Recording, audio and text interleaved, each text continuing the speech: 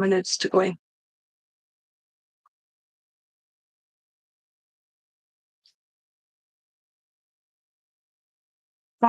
Hi guys. Hoping I start it the same way every time. I know I do, but hoping that you can hear me okay. I'm just hoping that the laptop hasn't given up the ghost, because I nearly did today. It is so warm here. What's it like where you all are? Is it just tidy my desk up while I'm live? It's fine. How is it for you? Are you all dying of, with the heat, or like me, 20 fans on me today? Shannon, hello. Hazel, Emma, hello. Because afternoon. Karen, Stacey, hello. Diane, Rhonda, Michelle, knits for you. Ben's just having a bit of a play about with my camera while we're just saying our hellos. Nana Kim, 54, good afternoon. Laura, uncomfortable. Oh, it's awful. It is and it isn't. If you don't have to sit in, so the kitchen, I know I've explained it before, our kitchen is really, really long. So the bottom half, which used to be sort of have my dining table and everything, or kitchen table, it's huge, but it's like a heat trap. So it's not the most comfortable, I must admit. Betty Providente, hello. But I get carried away with the crafting, so it's not too bad because I forget what I'm doing, where I am, what time it is, and how hot I am. Lynn, hello. Nicola, hi. Nanny to the girls. Hi all. Just in for 10 minutes. We'll catch up when I get back. That's all right. We'll let you off. 90 degrees in New Jersey. The thing is, though, the heat over here is so different to anywhere else in the world.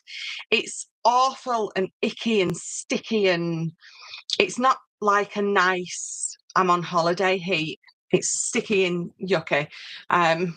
But I shouldn't complain, because when it starts snowing and it's really cold, I'm going to say, oh, it's too cold for me. You can't please some people, can you? Stephanie, hello from New Jersey. Lynn Morton, I don't know if I said it already, but hello. Shannon, first day of summer is tomorrow on my birthday. Oh, will be a hot one with heat index of 101. Wow. Yeah, just wow. I don't think I can say anything else to that. Maggie Fielding, hello. Margaret, now am I saying this? Is it Hallie or Haley? Apologies, but hello from Ireland. Caroline, hello to you too. Same here, not ready for winter. Or is that what it is here? Oh, the humidity is at 57% apparently. So it's not the nicest. But there's a breeze. There's a breeze, so it's not too bad. I know. Question mark, Matt. Where's Matt? He's running late as usual. I'll let him off. Anna Marie, good evening to you all on a hot, gorgeous day. I am loving the warm weather. It's like I've just said, the humidity, it sort of gets me a little bit. Not a fan of that bit. Does nothing for my hair. No, Diane, me either. I end up looking like, did anyone see that episode of Friends, when Monica goes to Hawaii and she ends up like with the biggest, you can see my shadow, can't you look, the biggest frizzy do ever? That is me. So Matt will probably join in a few minutes and say, sorry, I'm late, guys. And Gaz is at a festival. So that's where Gaz is. He did say try and pop on, but I'm like, you're at a festival, don't feel like you need to pop on and support me while you're being fabulous at a festival. Is it the Isle of Wight one? I'm not sure, I can't remember. Sorry, just taking a little drink. So what we're going to do today is I did very, very much get carried away with the size, but I like my sort of projects bigger. Janice Sutton, hello, that's a new name for me. Welcome. So this is my folio. So it's a 10 by 8. Actually, I've added this to the top, but I think I'm not going to add it because I don't think I like it. But obviously that's entirely up to you. That's sort of your choice on how you finish this off. So this is just my sample one that I had to play about with to see what, where, how, why, and whatever I liked with regards to this. Let me just turn my phone down because that's pinging. There we go. So I know you can't see it brilliant. You can and you can't. That's just the belly band on the front. So I'm just going to pull that off.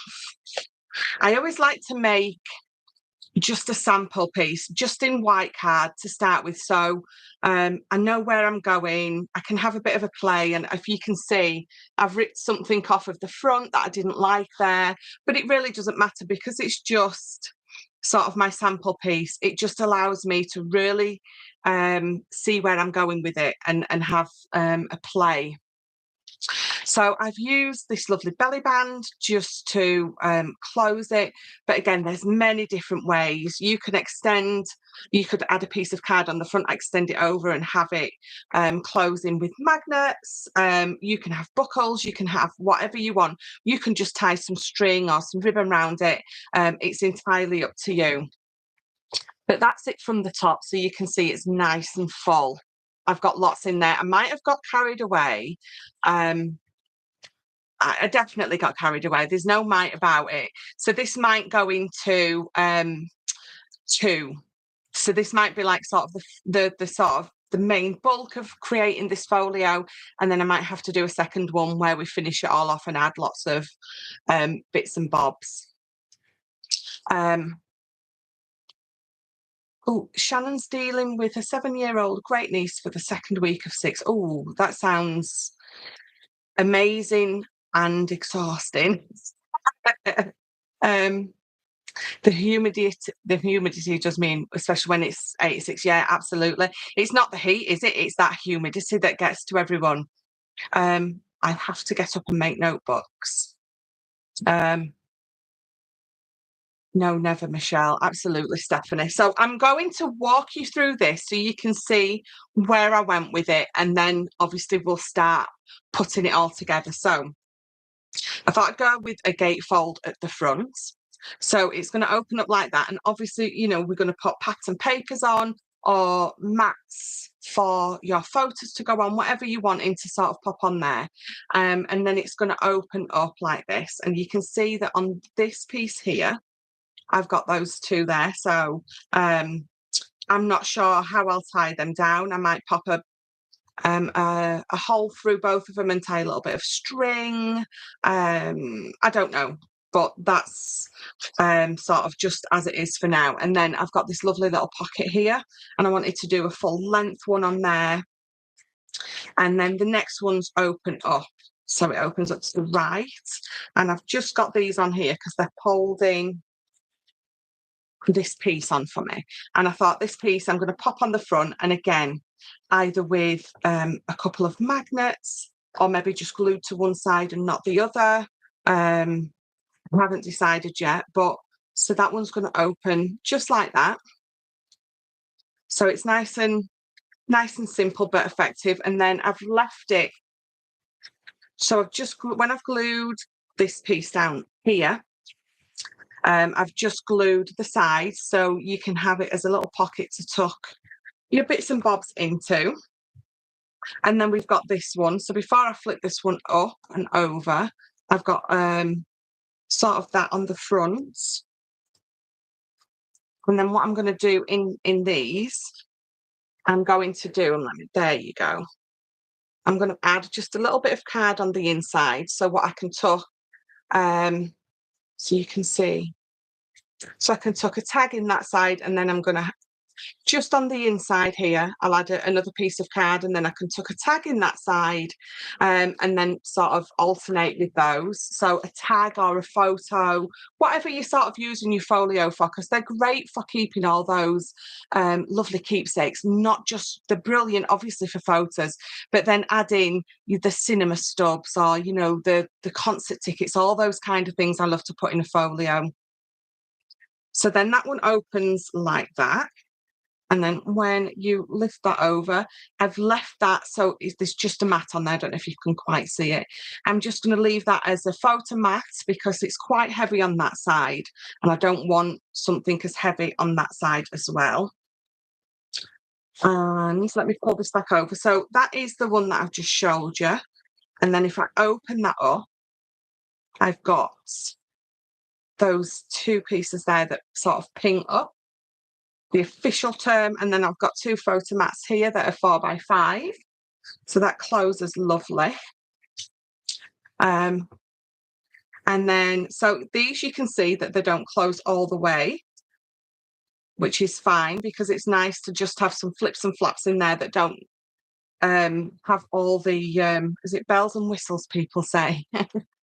Matt Cox, hi Michelle and everyone, back to normal late. Hope everyone is keep. We was literally just saying a couple of minutes ago, you'll join late and say, sorry, I was late, but that's all right. I think I was a little bit late as well.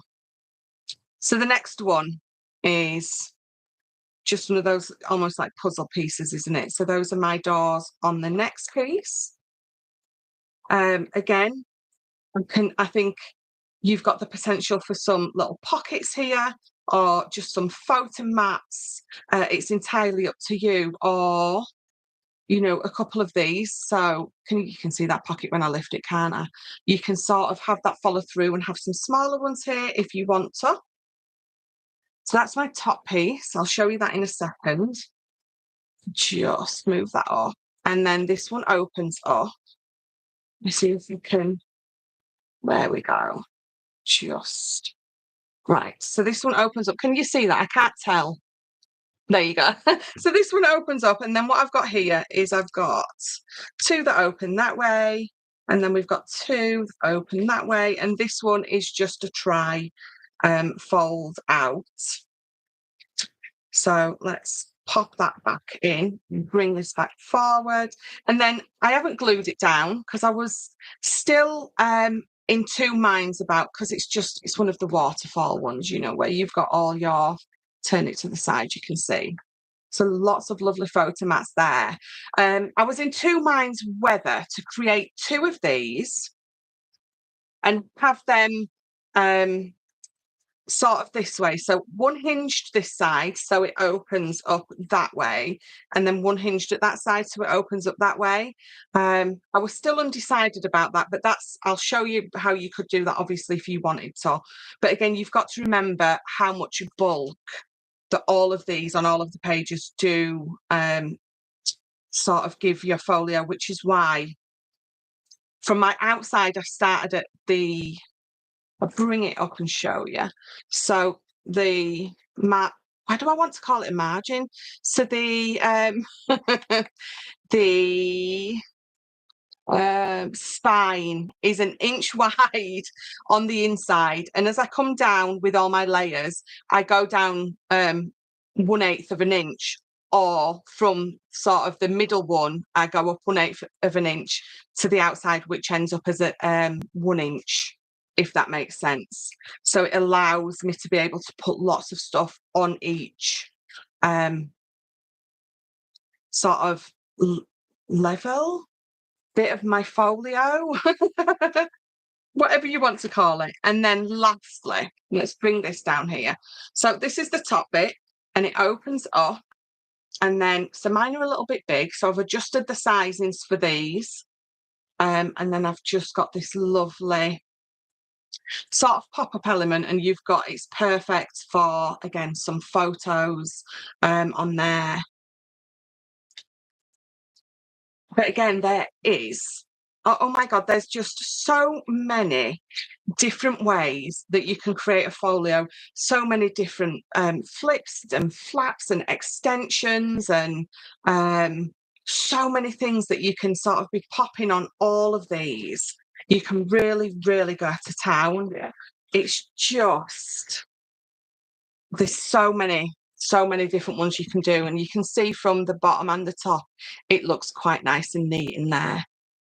So that is what we're going to be doing. So you can see why I said this may end up going into two sort of tutorials, two lives, but yeah, so that is it. So I just wanted to, I did get carried away. I was going to do a simple one, then I thought to myself, well, what's the point? Let's do a nice fancy one. And because I've been printing for the last two and a half weeks, it was nice yesterday and today to be able to just sit and create something. So hence me getting a little bit carried away, but you're breaking all these down, and it's quite nice and simple for you to be able to create something like this. So I've got lots of, your imagination is incredible, Michelle. Thank you very much. You can fit so much in there, absolutely. So that's what I was saying. So this outside piece, I've got my, I wanted to call it a margin again. The spine is 1 inch wide. And then when I go to the next layer, I've gone down 1/8 of an inch. And then when I come to the next one, I've gone down, you can see it's getting sort of narrower, an extra 1/8 of an inch. And then again with this one. So there's 1/8 of an inch on everything that allows you to add bulk to whichever side you want. It just allows you all that room to play, which is obviously what we want. So I'm going to pop that to the side, and then I'm going to bring in, I'm going to move this here because I'll accidentally click on it over there and end the live before we should do, which we don't want, do we? Let's move that there, pop you there, and I'll start bringing in my little bits and bobs. Right, where's my book? All the flips and flops are incredible. I did have a lot of fun with this. It's been a long time since I've made anything like this. I've done some obviously sort of smaller ones that are perfect to go on album pages. But yeah, in for a penny, in for a pound, absolutely. Michelle, that's amazing. Thank you very much, Matt. I would make the spine 1 1/4 inch when you start adding picks. It can get too big. Absolutely. You know, if you know where you're sort of starting, so if you know what you're wanting your folio to include, look at me, I've wrote all my instructions down. That's where I've changed them and decided on a different size. We're quite organised today. So yeah, if you know exactly what you were wanting to pop in yours, if you know that you're not having lots of depth on there, then you can alter those depths yourself.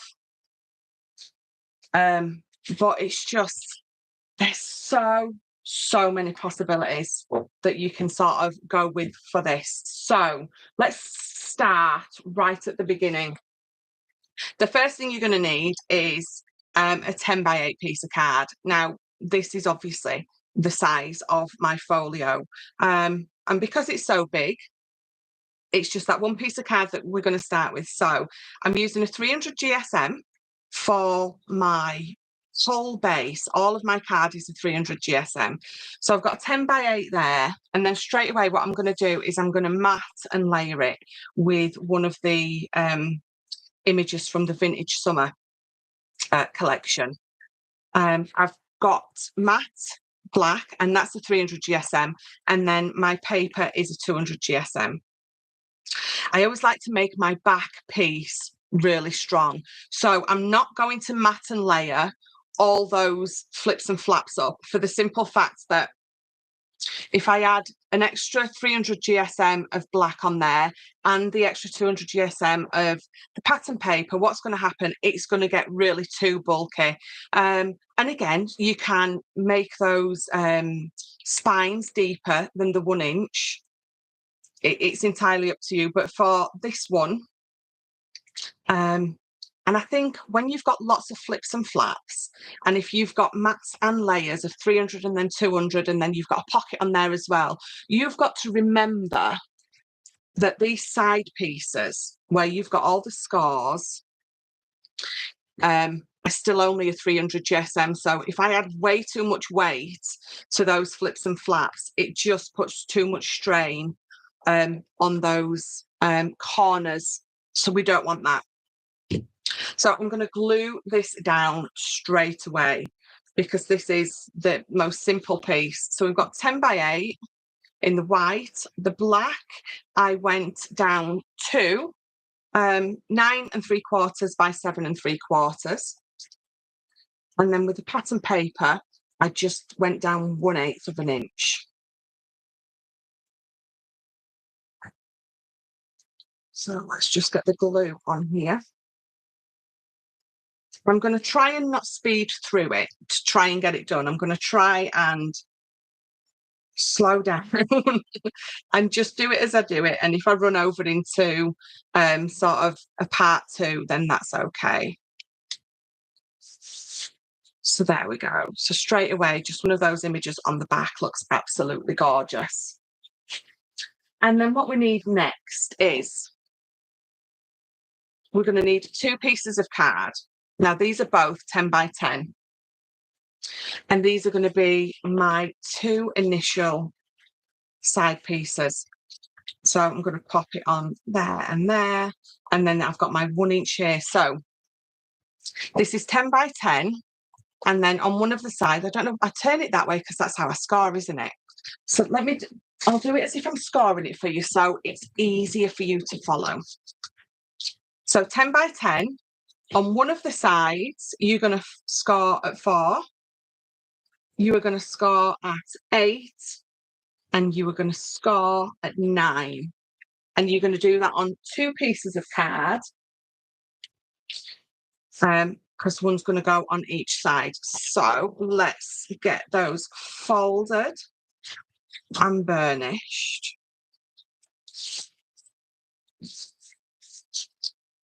So that is the 1 inch. So that is the biggest piece because obviously it's the outside. So it's going to fold. Just tuck that under there. Fold over like that. So when you have done this, always make sure when you fold that in half, make sure that this doesn't affect it. Sometimes you might just need to trim a really tiny slither off of that edge. But if you feel like it's folding fine, then you don't have to. But when you can see, I'm folding mine, can you see it's bowing a little? So what I need to do is on that side there, I'm going to take a tiny slither off, and then it's just going to sit in there really nice and snug. So I'm not even probably going down to that 1/8. It's literally just a slither. It's just going to allow it to sit in there perfectly. So you can see how thin of a slither. That word's very hard to say. I've taken off. So now when I fold it over and I bring this over, it's going to sit lovely and flush, which is exactly what I want. So we'll do the same with the other side. And pop that out, and then we will score this one as well.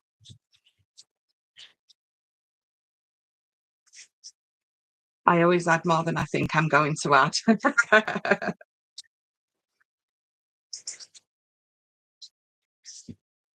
So again, give them really nice, good, sharp burnish. There we go.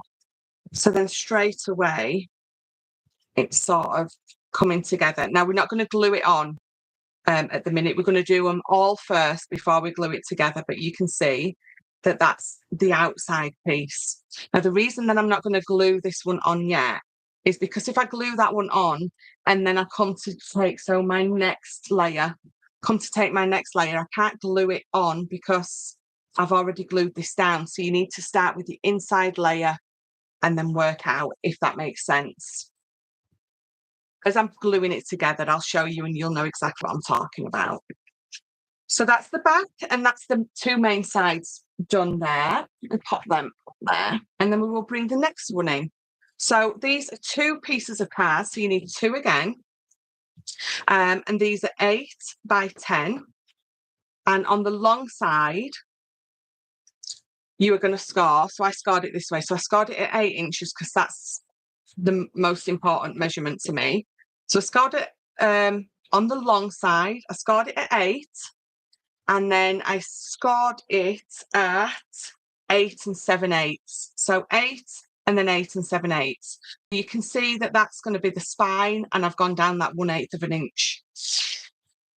So again, all we really need to do on these is give them a good burnish.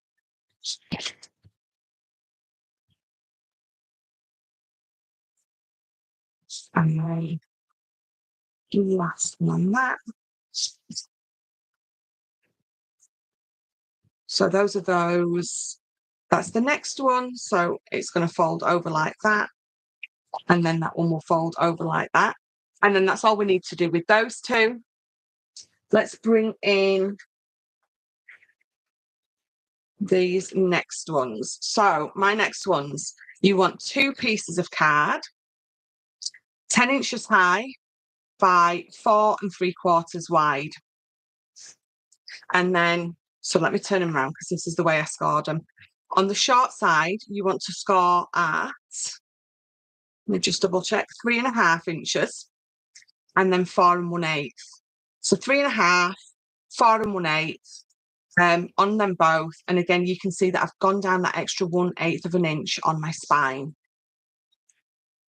And then again, just give those a nice good burnish. Fold that way. And this one as well.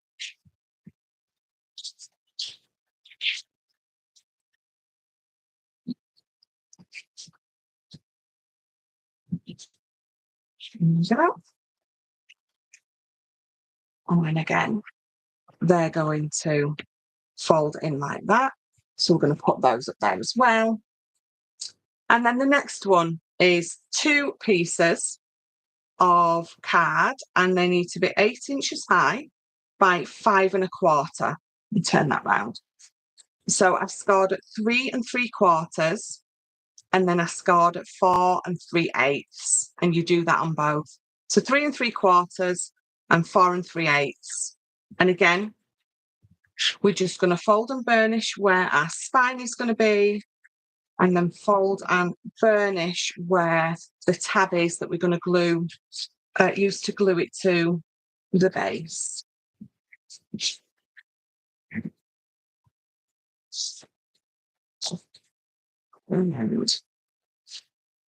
So those are those two smaller pieces. It's also nice to adjust the sizes of the sort of flips and flaps from the full size of the 10-inch high to sort of 8 inches. And then, you know, it's just adding all that different interest, isn't it?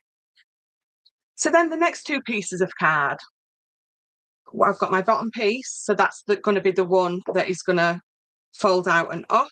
And then obviously the top piece that folds out and up. So your bottom piece is 7 7/8 by 8 1/2.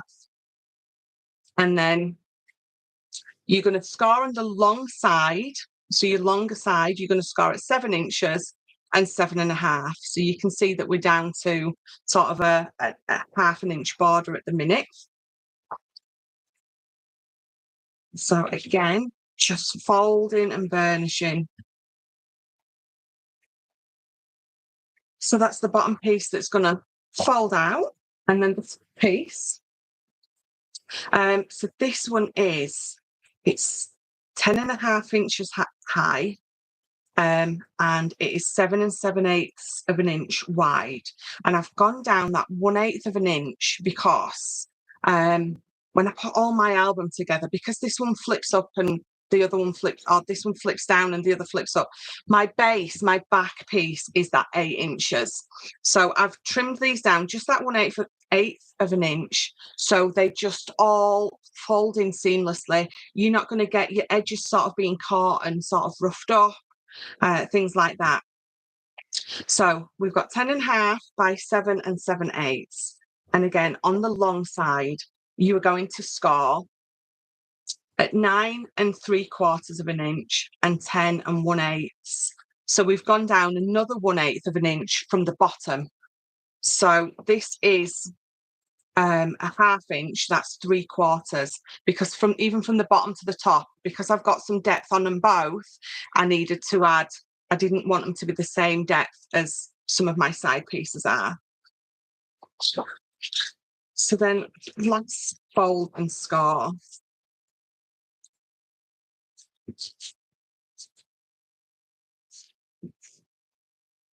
There we go. So now what I can do is I can bring all these pieces in and just roughly, without gluing anything, just sort of show you how it's all going to come together. So let's just put that there. So that is the main outside piece that's going to go there and there. And then let's bring all of these in. So these are this side. Those two are that side. And it's very easy to see. If you forget which one's which, just pop your seams together. Seams. We're not sewing now, it's spines. You know what I mean. Together. So then we're going to tuck this one under here. So you can see why you can't glue that one on first, because the rest do need to tuck underneath. So let's move those. So tuck that under there. And then what's the next one? What did we say? I think it's that one, isn't it? So that's going to tuck under there. I don't think it is it? You wouldn't think I'd forget already, would you? That one there. The one tuck under. Then this one. So this is how you're going to sort of layer it all together. And then turn that upside down so it tucks under there. And then that one wants to go there. And then this is my top piece that is going to glue underneath there. And the bottom piece is going to glue here. So if I just roughly bring that together, you can see how they're just all going to come together. I know I forgot my top bit, but it doesn't matter. So when you bring it in, you can see all those levels. And then now really it's about decorating, deciding what flips and flaps that we're going to put on, bits and bobs. Just right, there we go. So I'm going to try and keep these in the order that they're supposed to be glued on, but I cannot promise you that that's going to work. Denise, hello. Lord have mercy, I almost missed this. Took a little spill this morning and everything flew out of my head. Oh, Denise, I hope you're all right. Yeah, I hope you're all right. I was going to say, oh, what did you do? But that's just being really nosy, isn't it? Angela, hello. Late joining, but we'll watch it all back. Yes, definitely. Slowly to make along. Well, that's the beauty of it, isn't it? Right, so when I put this one together, I put it all together and then I add all my flips and flaps because I wanted it together first and then to see what I wanted to do with it. So you can absolutely do that if you want to. Add all your flips and flaps and then decide on what you're doing with them. So remember, to glue them, we need to go from the smallest, or the ones that are on top, to the ones that are outside. So these ones need to go on first. So let's move that there and that there. So sidewise, those two need to go on first. So what am I doing with them? If I bring this in, and I show you what we did. So that's my top and my bottom piece, but these are those two pieces that I'm going to work with now. So I created, obviously, it's like a little, I think it's called a puzzle piece. So that's what we're going to do. We're going to create that little bit now. So let's, again, I'll keep bringing that in because I think it helps you to sort of see what I'm doing and where I'm going. So bringing in some pattern paper, deciding on what I want to use. So this is the vintage summer collection. You don't get a pink. So that my ink run out when I was printing, and it printed, obviously, because it had run out of the orangey yellowy colour. It printed pink, and I actually really like that. But it's not supposed to look like that. It is supposed to be more of these colours. But I think it works really well. So first things first, I'm trying to keep something in a semblance of an order for you guys.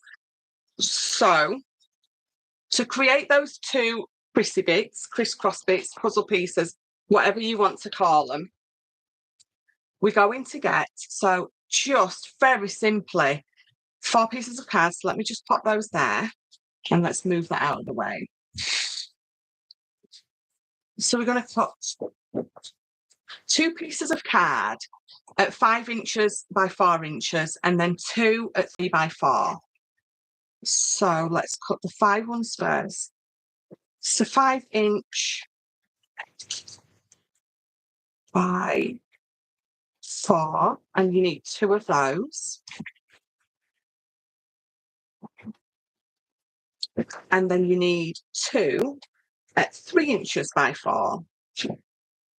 So again, bring that in.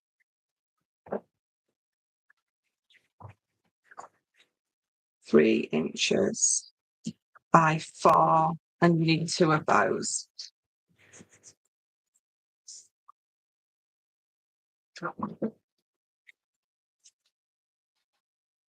We don't need that piece.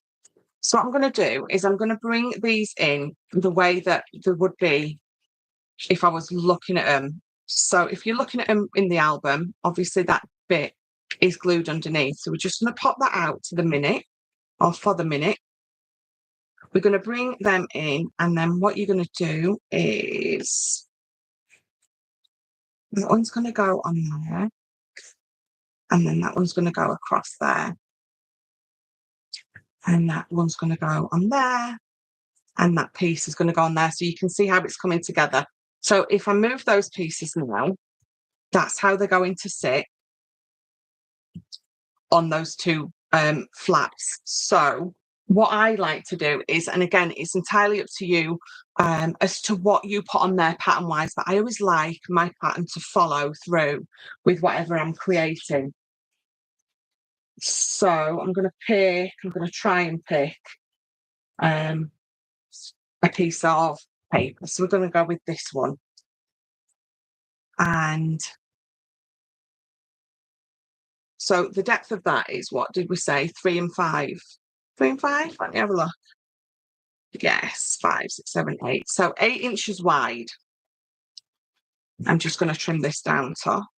So I'm going to cut 2 inches off both sides so I can have my sun in the middle.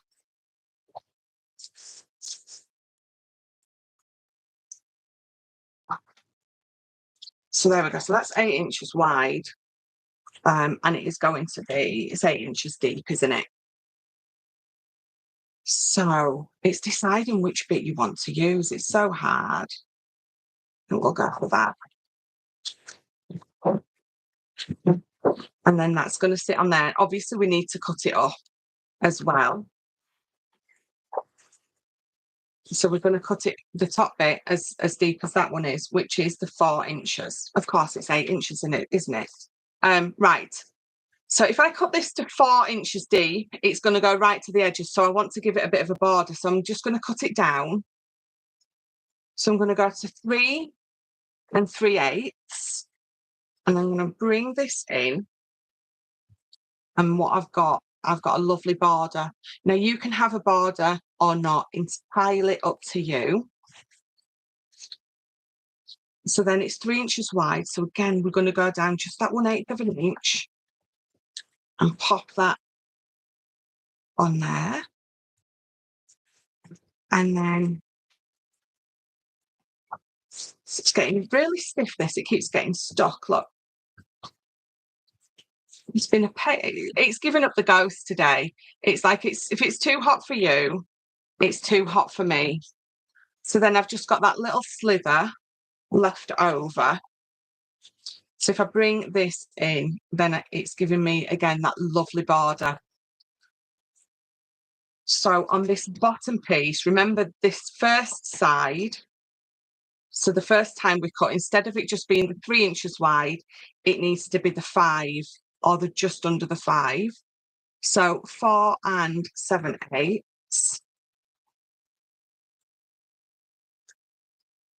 Which is wide enough. I do still have to trim off the bottom because remember, I cut it at the 8 inches high.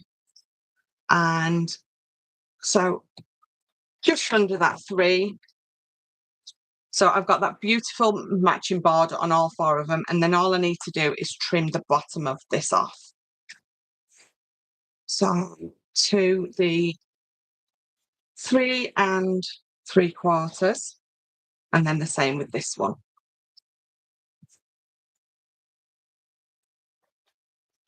There we go. So there we go. So let's get those glued on.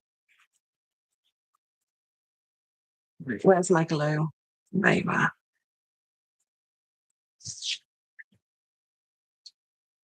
So I could have had lots of these little bits like this already pre-cut. But I think sometimes when you have to cut lots of sort of different shapes like this, it's easier for me to show you it than it is for me to say, I've cut this at this size and this at this size.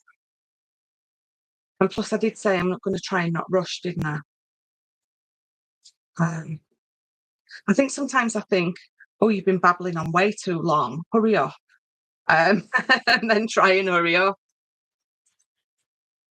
But obviously, that's just my own demons, insecurities of thinking I'm talking way too much. People are going to just get sick of hearing me and mute me. Here we go. So it's coming together. Lovely. That would be a nice remembrance. Oh dear, what have I missed? Michelle, hope your health issues have been resolved. You are feeling, and you have. I am still having issues with my back. I think the doctor said something as, like, what did he say? I can never remember, but you know those twangy bits on your spine in between your vertebrae that holds everything together. One of them's twanged, it's broken. So that's why I'm in so much pain. But it's so much better. So thank you. I'm not complaining. It's just a really long process, unfortunately, that I'm having to go through.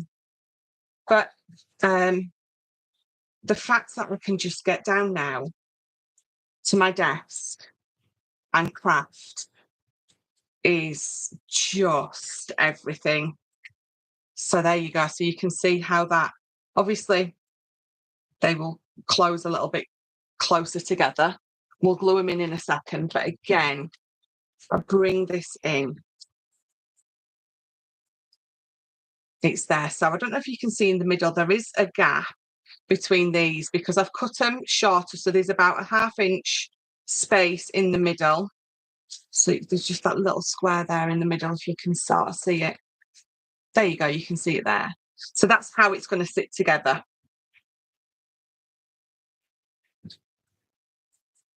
Oh yeah, I got carried. I got way distracted then, didn't I? I just saw something about a remembrance. So I've obviously missed something very important, rudely. So this is the innermost layer, obviously, except for my top and bottom, which really doesn't matter at the minute. So we're going to pop those on in a second. Let's glue these first. So this full one needs gluing. Can I just pull my camera out a little bit more? There we go, that's better. So this one is going to go right to the bottom. I always like to fold this over to make sure that I'm happy with where and how far close to that is. It is. Way, isn't it? And then we're going to glue this one. So remember, I need to glue that either up to about there or glue that bit. So we're going to glue this bit. Okay. Pop that on.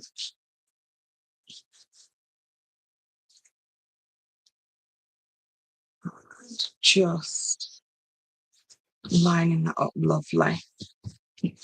And then the same for this side. This whole piece can be glued on.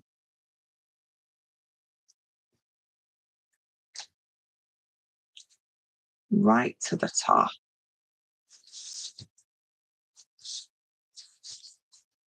And then we're going to glue that bit instead. It just means that we don't accidentally glue too much of that piece. And then you can see the glue from behind when you open it up.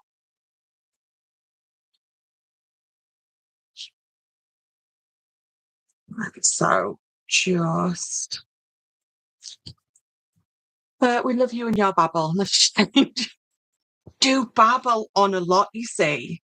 And I always worry that I'm talking too much, but then you don't want to not be talking because you don't want you don't want sort of dead air, do you? So can you see how it comes together?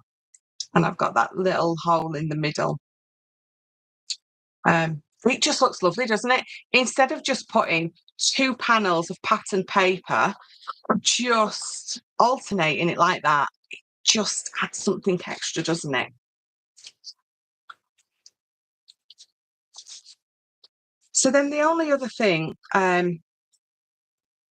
we need to do is decide.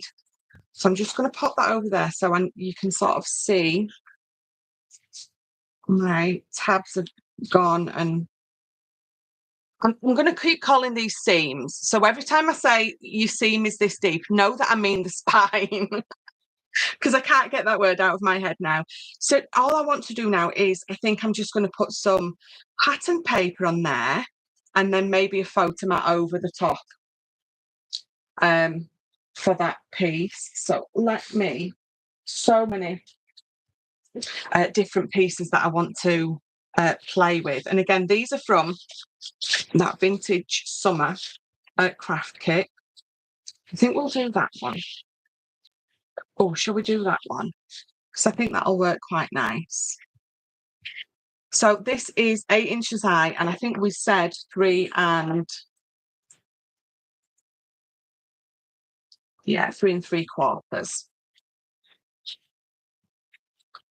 So decide which. So we're just going to cut it to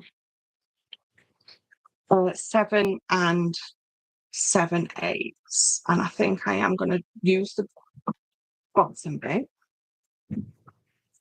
And so what are we on? 3 3/4, aren't we? So let's bring that there. Yeah, is that right?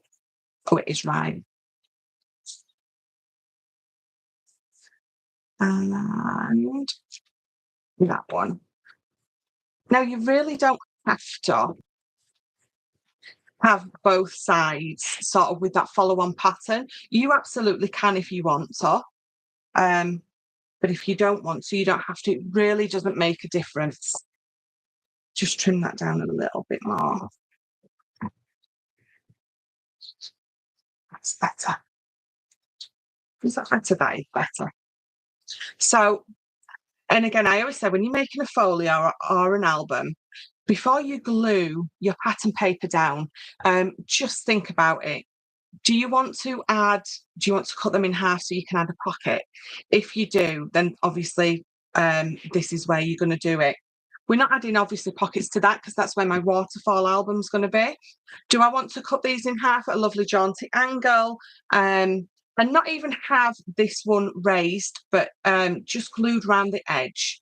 So what you can then do is add a pocket and just add in a pocket with just, you know, a photo or something like that, or a tag.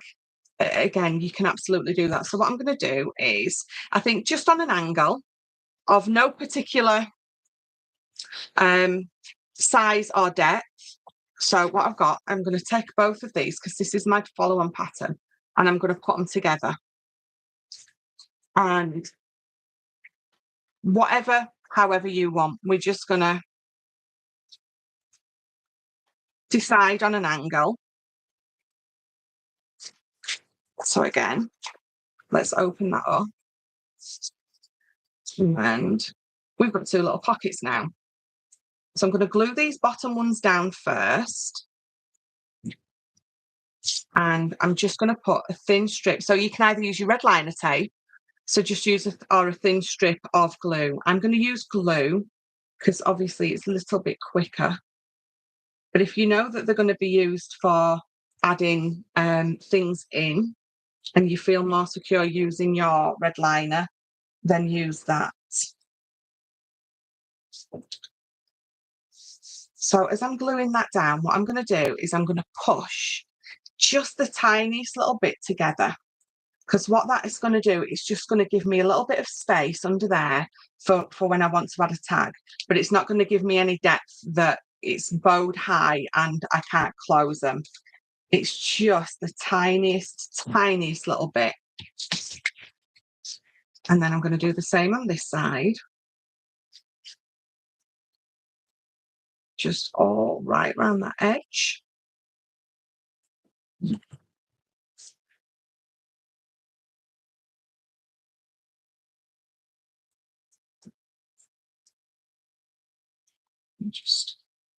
And again, just push the tiniest little bit, not here at the bottom, but here. And it gives you just a tiny little space, which allows for that tag pocket. So then you've got options. If I bring this right down here, you don't really see it.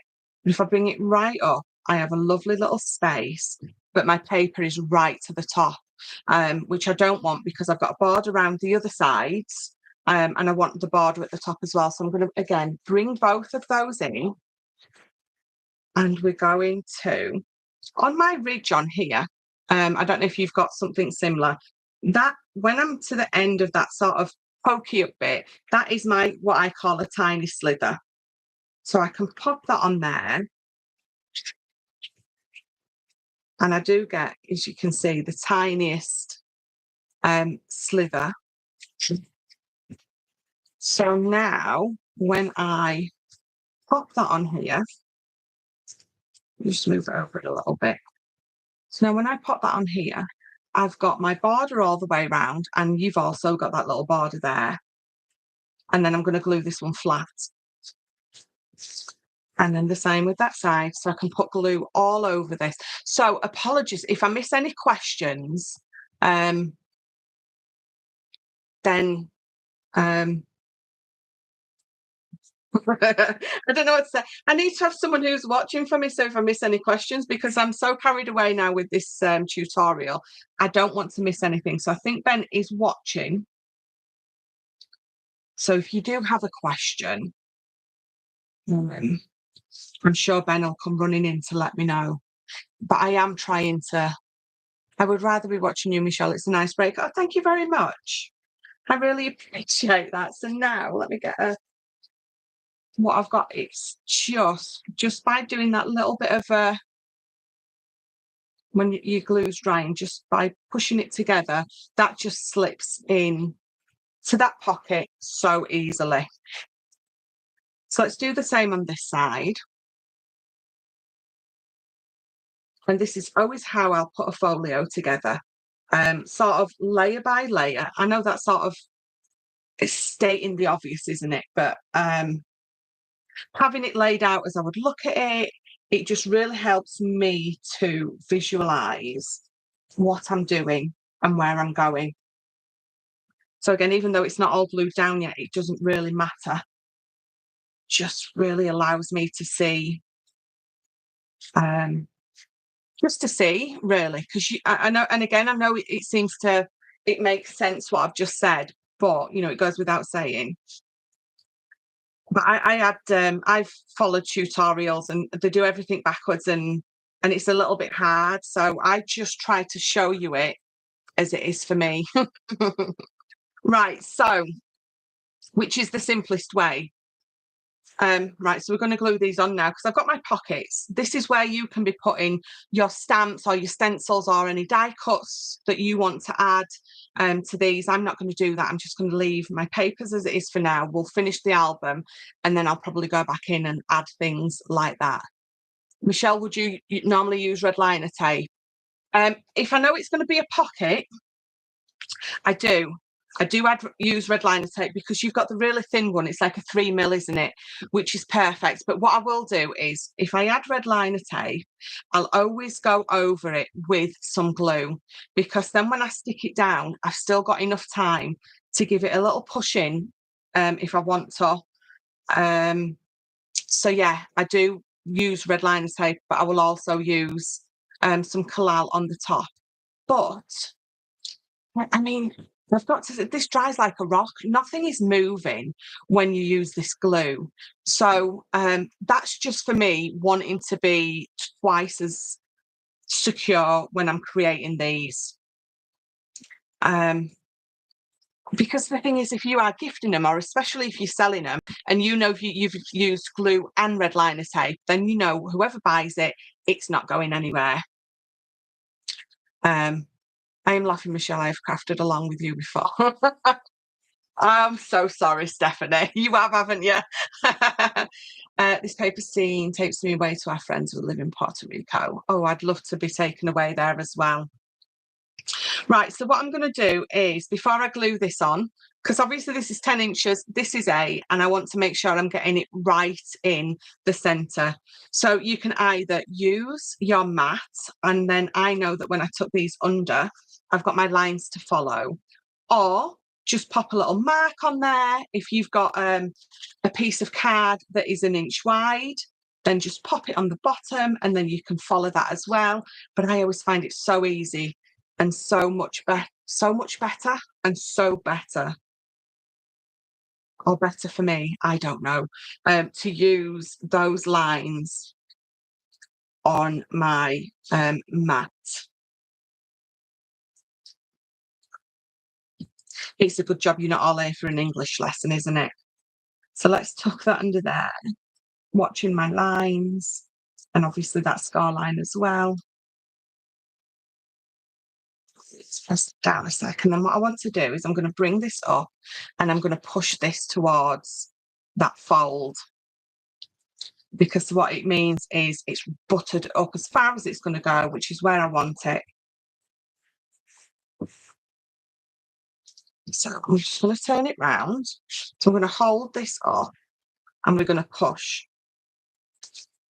Let's lift that just a little. There we go. And then what that means is I've got a lovely straight line there. And it's tucked on as far as it's going to go. And then we're going to do exactly the same on this side. So I'm going to turn it this way because it's easier for me to see those score lines and sort of easier for me to tuck it under. So again, just lift that a little.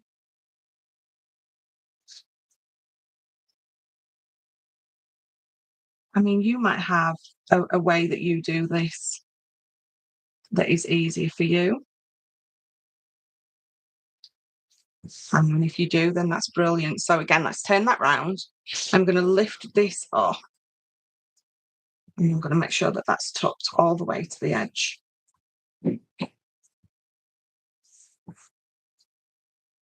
Because what tends to happen is if you bring this over and then burnish, it pushes it back out a little bit. So then you need to push it back in. So I'm going to turn it over. I'm going to give it a good burnish.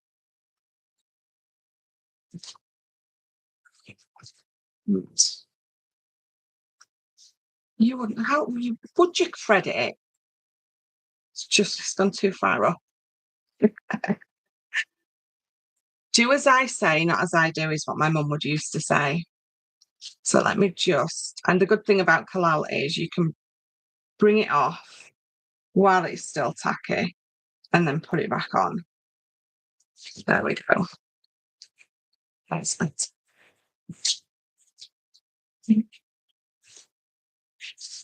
Your daughter has just gone home. Did you have a lovely day, a lovely visit? So there you go. So that's how that's going to come together. Right, so we've got our pockets, we've got the outside. So we're going to bring in the next pieces. So if I fold that over, these next pieces, the other one's at this side, isn't it? Are what we're going to work on now. So let those just flop into the middle. So I don't think I did anything to these yet, did I? Let's pop that out. I think I decided on just photo mats for these because there's lots of depth on these bits and on these bits, and I thought these would actually just be quite nice with photo mats. So let's pop that up there. So again, I'm going to bring these out and put them down that way because that's how we're going to look at it and decide on what I want to do. Do I just want paper on there? Do I want some little pockets? I think what I'm going to do to start with is I'm just going to pop some pattern paper on there. And again, I'm going to have my pattern follow through. Just need to pick a piece of paper. This is the hardest bit, isn't it? Let me bring in, I think we'll use that one. So no other reason than it's just pretty.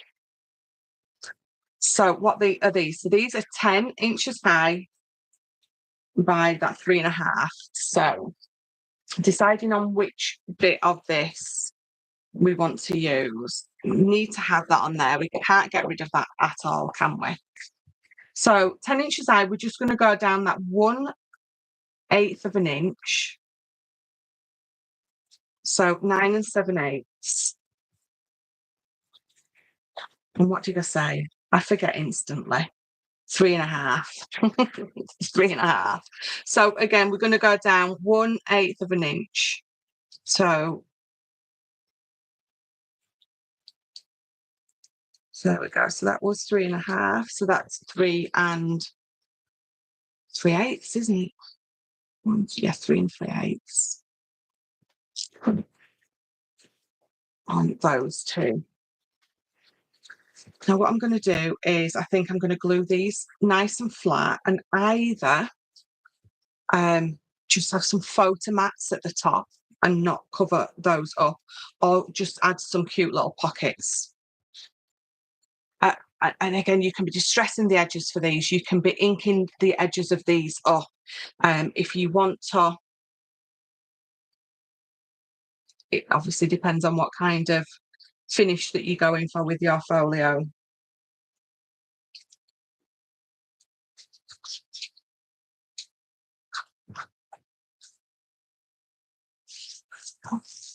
My favourite depth or width of the white coming through is I like that 1/7. I always want to say 1/7/8. That 7/8. That's 1/8. I'll get there. The 1/8 of an inch rather than a 1/4 of an inch. I like that narrower border round. But again, that's another thing that's a personal preference, which is why you probably find that I don't always put mats and layers in sizings in my instructions, because whereas I like that really thin border, some people will probably prefer the deeper one.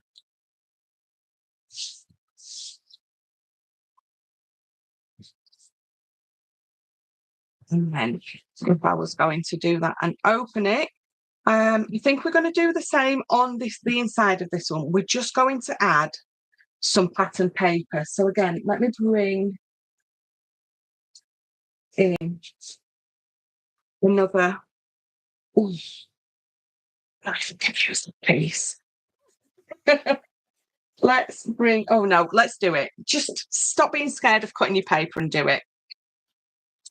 So again, I really want that on there, so I'm not going to cut that off. We're going to go to that 9 7/8. And what did I say?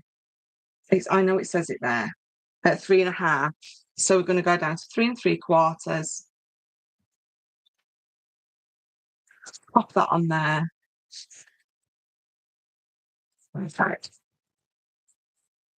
3 3/4 and 3 3/8. I do apologise.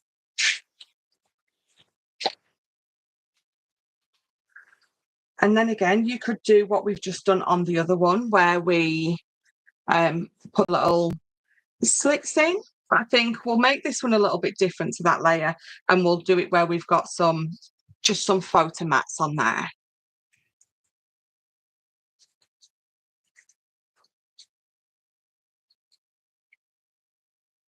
There we go.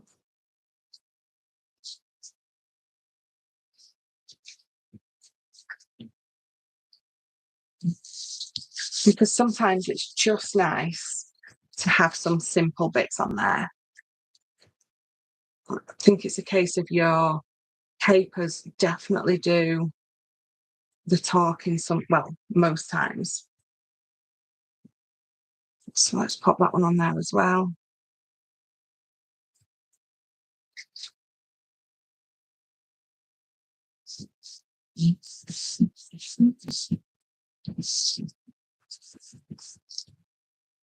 As for your photo mats, again, those entirely up to you, sizes and everything like that. Or even if you don't want to put them on, and then if you gift it, people can just put their pictures wherever they want. So let's do three. Let's just do 2 3x3 photo mats. Should we do 2 on the outside as well? So we're going to do 4 3x3 photo mats. We'll keep it nice and simple. Oh, in fact, did you see me just remember something now? Where are they? These. So in this kit, you do get 2 sheets of these, and they're all 3x3.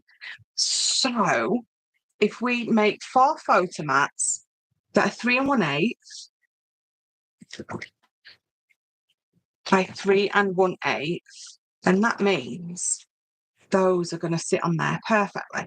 Let's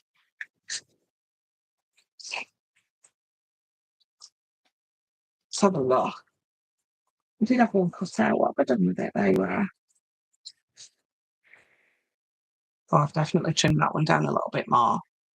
But look at those. So if you wanted to, you could have those on there. Oh, I think we'll do that. What do you think? Let's cut 4 of those. And then we'll put 4 out. And then it makes perfect use of those little toppers, doesn't it? Why is that wonky? Right.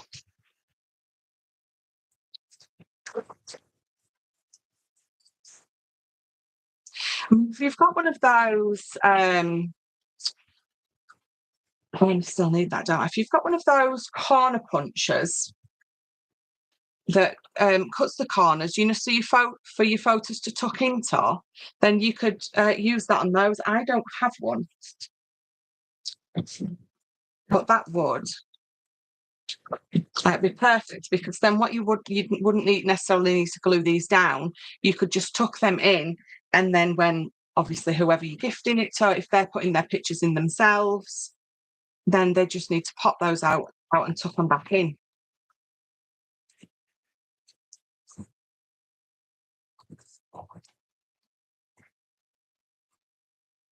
I'm just trying to think. I did have one. Pretty sure I did have one. Did CC do one? Did we have one from CC? Because they brought all those punches, didn't they? I can't remember. I think I've got them in a drawer somewhere. Right, so 4 photo mats. I'll trim those down a little bit.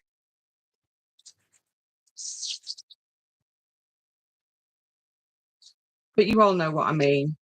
I think you get dies that cut those corners, which for me is a bit of a toe. I think the corner punches are so much easier and better for something like that. Yes, in the set. I thought so.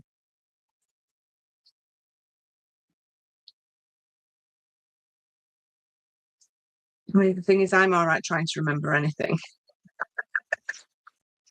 I've always had a shocking memory anyway, but throw in menopause or perimenopause, and I've got no chance. So I will trim them down in a second. So yeah, border was just more than I wanted.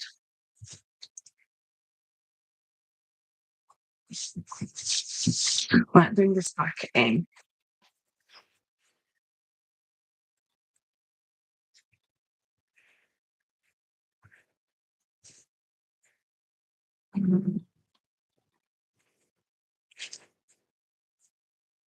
See, I'm racking my brain now to try and remember where my corner punches are. I've not got a chance, have I? As soon as I end alive, I'll find them because that's how it always works, isn't it? Right, let's try and get rid of just a few of these bits. We Are Makers, yeah, they do one definitely. I think you can get lots of generic ones as well from maybe Amazon or lots of companies, I think, do them. So maybe we alternate them like that. So again, I'm popping this on here.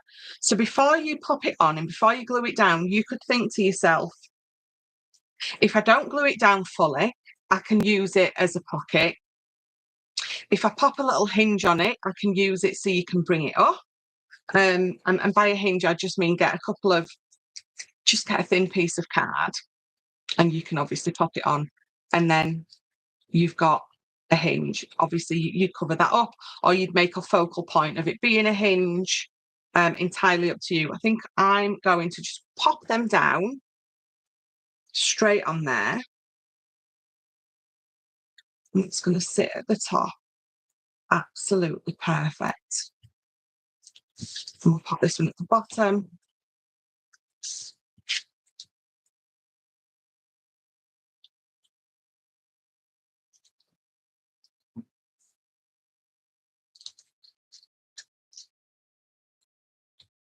There's just so many choices, isn't there? Now for this one, I don't think I want to cover that up. No, I think I will actually. Or I'm going to spend the next 10 minutes deciding on where to put it, which doesn't make for much fun for you who's watching. It's just every time you bring a piece of card to it or a piece of paper, there's so many choices and options of putting flips and flaps and openings and slots on there. So that is going to open up like that. So if I bring those both to the side and bring this in, and these they will be glued under there. But before I glue these down, if you remember, I've got a top flip and a bottom flip. So what I'm going to do is I'm going to miter my corners. So let's just take a good wedge out of there and the top as well.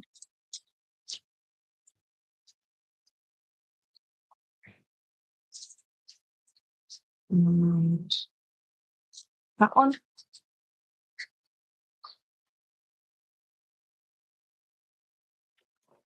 So then what that means is when I come to put my top piece and my bottom piece on, which I need to do in a minute, all the corners, there's going to be lots of bulk in the corners. So if you miter all your corners, they're going to sit next to each other rather than on top of each other. And it's just going to make it a lot smoother, you know, and cleaner and all that kind of stuff. So because this is the same height, I'm just going to pop that straight on.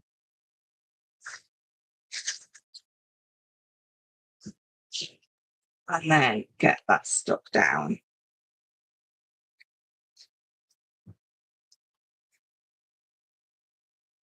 So just take your time getting these lined up. Oh, if I could press down. And so you're going to bring that up. So remember, you've also got to remember that you're going to have, I know it's only a tiny little bit of depth there.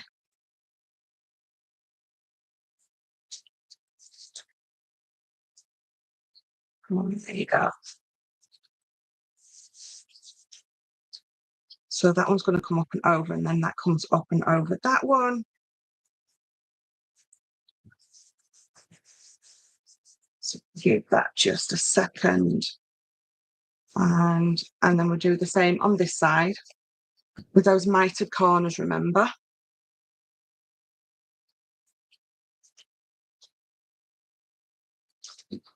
And then pop this one under as well.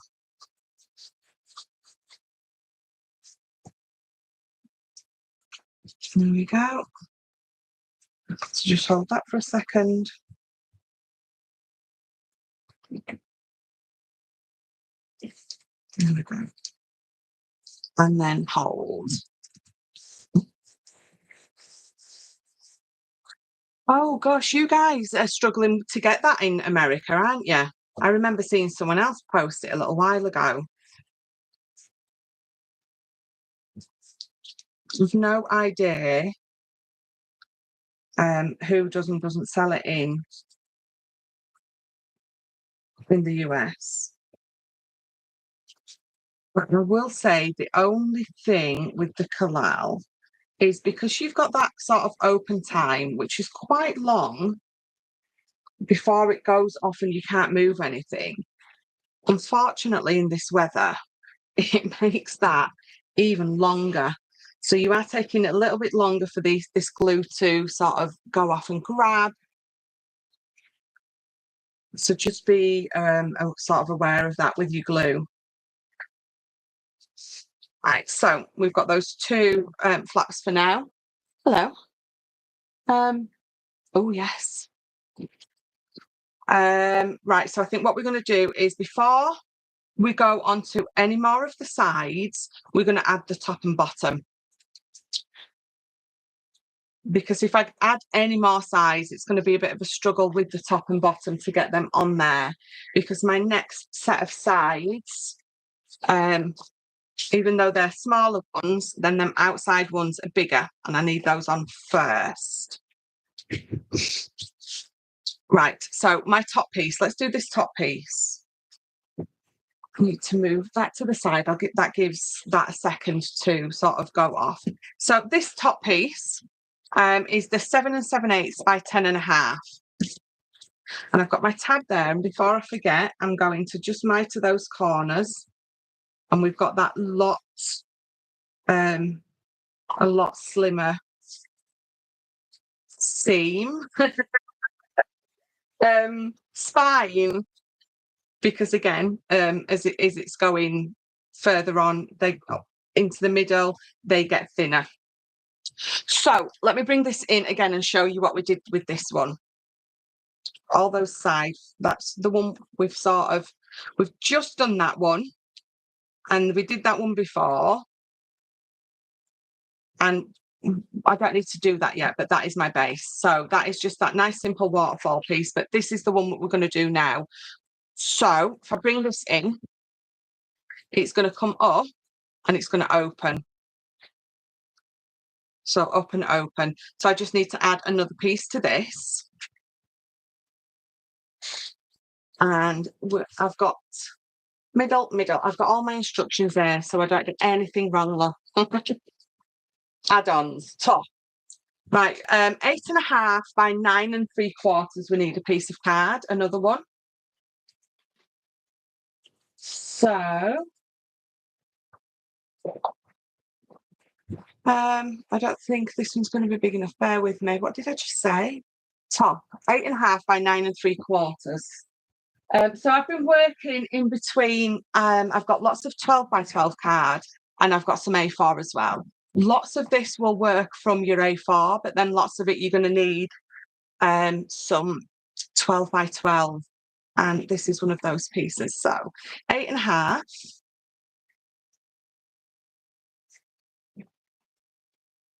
by 9 3/4.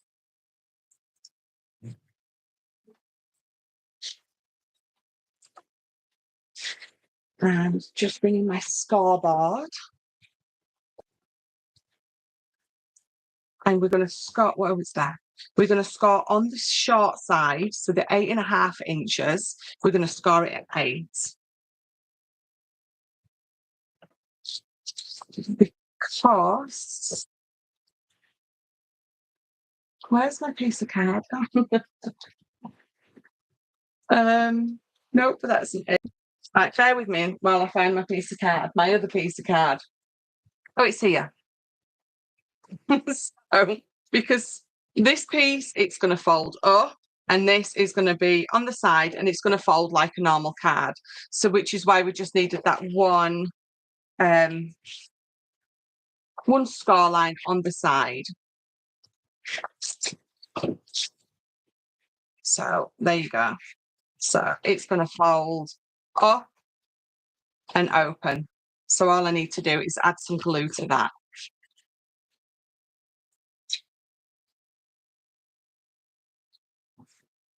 Let's pop that on here.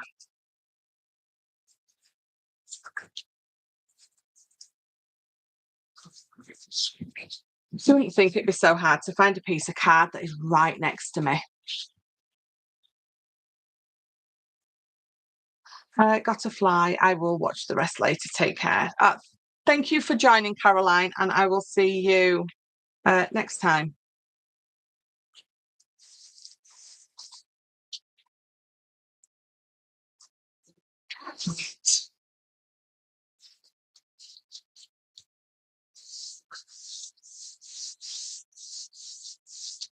Just that glue's a nightmare today.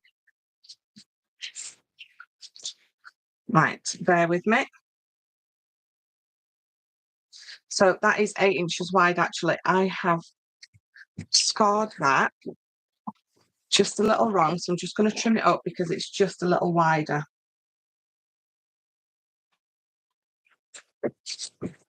That's better. The top piece was just that little bit longer.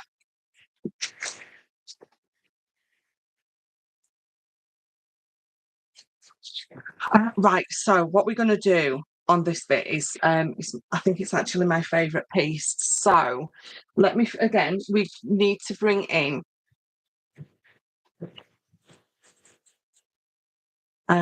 two pieces of card, 2 by 8. So 2 pieces of card, 8 by 11. So I should be able to use A4 perfectly for that. So 11 by 8. We bring in another one. I mean, you do go through a lot of card when you are making a folio. And it's just the nature of the beast, unfortunately. But it's always worth it. And I think it's always worth it, especially when you've got paper pad that you absolutely love and don't want to cut into, actually making folio or an album is a brilliant way because you get to really showcase your papers. Right, on the short side for this, I want you to score all the way down the middle at 4 inches. And then we're going to turn it round. And then at 1 inch, we're going to score all the way to the bottom. And at 2 inches, we're going to score all the way to the bottom. Right, just to this halfway mark here, we are going to score, what did I want? Did I want 5 or 6? I wanted 5. So at 7, you're going to score just to that halfway mark. Okay. So you've got 1 inch all the way down and you've got 2 inches all the way down. And then I've got a big piece here, which is 5 inches wide. Sorry, Ben just said someone asked about GSM. The GSM that I'm using is a 300. I always use a 300 if I'm making card bases or boxes or anything like this. I don't tend to use anything lower because I don't find it enough. I don't find it strong enough. Oh yeah, Michelle. Question, what is the It just popped up. How did Ben see that before I did? Yes, so I always use a 300 GSM wherever possible. So, right, we've got 1 inch all the way down. We've got 2 inch all the way down. We're at 7 inches. And I just want you to score to that first line. And then at 8,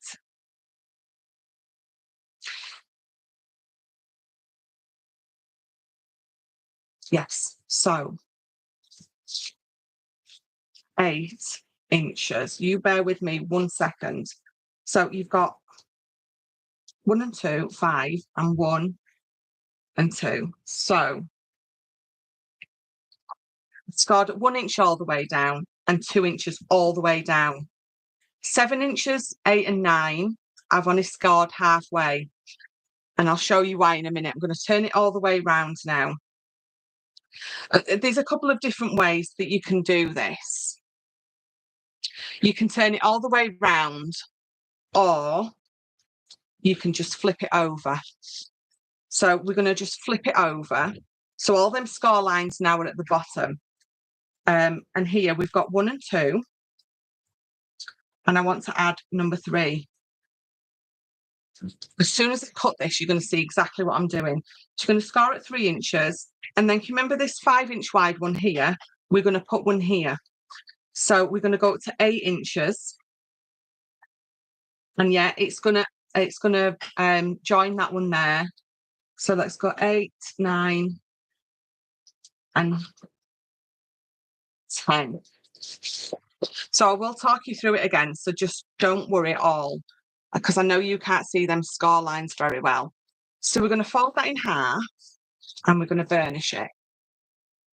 Okay, and what you need in where you've got this big 5 inch piece, you need a 1 inch and a 1 inch. So you need 2 1 inch borders at that side, and you need 2 at that side as well. And it's the same on the bottom. Can you see my score lines? You've got 1 inch, 2 inch, you've got that 5 inch piece, and then you've got another 1 inch and another 1 inch. But on the bottom piece, you're going to score 1, 2, and 3, because I want my 5 inch at this bottom to be staggered to this one. So that's there and that's there. So then all you need to do, this halfway line, score line, we're going to cut right up to that 3 inch. Okay, so that's my third one there. Are you going to cut right up to it? And the same on this side, you're going to cut up to the last score line that makes that big piece.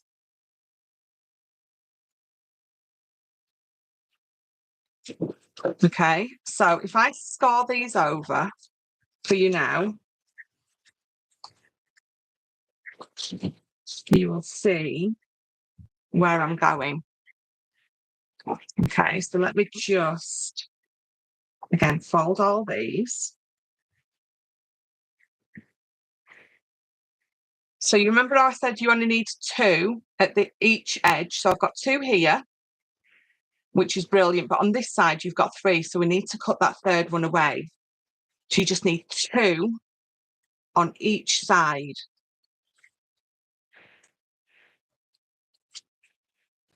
Okay, and the same on this side. We've got 1, 2, 3. So let's get rid of that third one. I cut that so wonky. Bear with me. There we go. And then on this side, we only need the 2, so we can get rid of this last piece.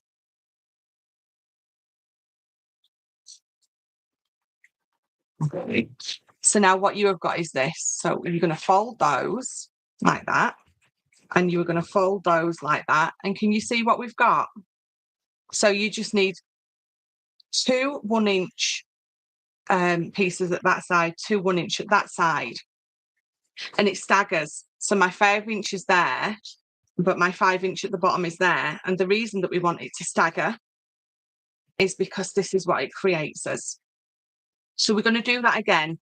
And now you can see what I wanted and what I'm doing. You're going to see exactly how to do it. So on the 8 inches, let me just check I've got my, yeah. So on your shorter side, you need to score all the way down the middle. So it's always easier to work on 1/2 at a time. So we need 1 inch, 2 inch, and then we need that big 5-inch. So we score at 7. And then we know that I only want another 1 and 2. So what you're scoring at is 1, 2, 7, 8, 9. Okay. So this bottom piece, let's flip it over. So we're going to score at 1 inch and 2 inch. But because we want it to stagger to this one, we're going to score at 3 inches. And remember, we're only going to halfway up or halfway down. And then you've got that 5-inch that we need to add on. So that takes us up to 8. And just score 1. So 8, 9, and then 10. So you've got all your score lines now exactly how you want them. So I've got 1, 2, 3 pieces there. I know I need to get rid of that. And it's the same on this side. I've got 1 and 2, and we get rid of that. So the first thing to do, which, let me just fold it first, makes it so much easier for you, is we're going to cut up to that score line there, which is the 3-inch one on this side, but obviously not that side. Because as soon as you've cut that, you can sort of see, I obviously need to cut this piece away because I don't need that. But I do there. So I've got 1 and 2 there, 1 and 2 there. So let's cut again all the way up to that last score line, which is here. And there. So I just need those 2 pieces, and we're going to cut that away. And we'll try and cut it a bit straighter this time. So just those 2 pieces, you can see them, yeah? And we've just got 2 at that side. So that half is done. So turn it round. Make sure that you've only got 2 pieces, 2 1-inch pieces at that side. At this side, I've got 3. So we're going to cut that last one off.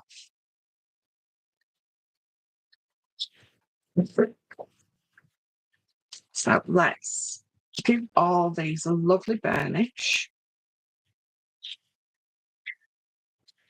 And again, you can see we've got that staggered piece. Okay. So you've got 2 1-inch, I'm going to call them ones borders at that side. and 2 there.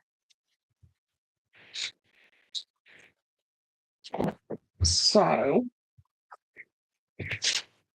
what we're then going to do is that is going to go on one side of the card. So imagine it's just a normal fold card. That is all we've created here with the base, and then we're going to pop these on. So let's bring it in. We've got normal 10 by 8 piece of card. You can see my seam. Why do I keep wanting to call it a seam? You can see my score line in the middle. So what's going to happen is that's going to glue on that side and that's going to glue on that side, and them 2 pieces will glue together. Okay, so the hardest thing in it is getting your head around those 1-inch score lines, but when you've done it in half and you do both halves separate, it's so easy. So we're gonna, again, what I'm gonna do is I'm just gonna pop some pattern paper on both of these. Let's have a, I'm running out of paper. And the thing is, to bring this one in, don't want to cover up or use too much paper on the bottom, because can you see how that's going to cover it up? So do I just use, the choices are, do I go with it for the pattern paper and end up with most of it covered up, or do I just use just a plain, maybe linen cardstock or something? Or, to be honest, you could leave it white, because I've got lots of white space on my album, because lots of it is going to be covered up. So I think that might be what I'm going to do. So I'm going to pop photo mats on here. So these are all, what did we say, 5 by 4, didn't we? So I want 4 photo mats that are 5 by 4. And you can have the pattern following on or not. It's entirely up to you. I'm not going to, I want them to pop as separate images. So I'm going to cut. So we've got 4 7/8. Oh, wait a minute. They need to be height-wise, don't they?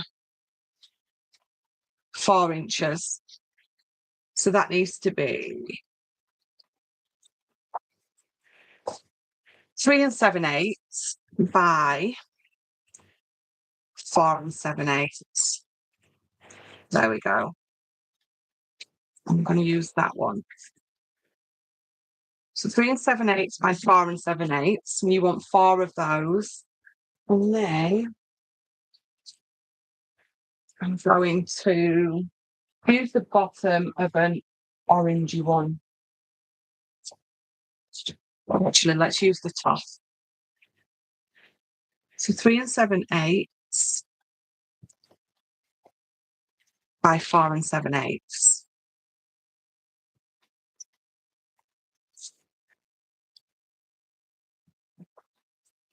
Yeah. And then I find my card, which I couldn't quite remember what I'd done with it again. And then we're going to glue these down first. So this one is going to go on this side. So obviously the side which is closest, which is obviously that staggered bit, is going to glue right up to that seam. So let's open it up, and I'm going to pop glue here.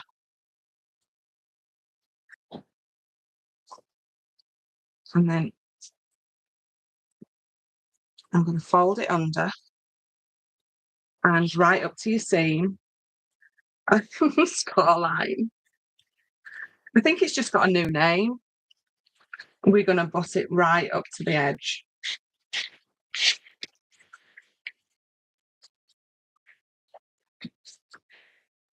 So let me. Oh, my daughter's been a distraction again.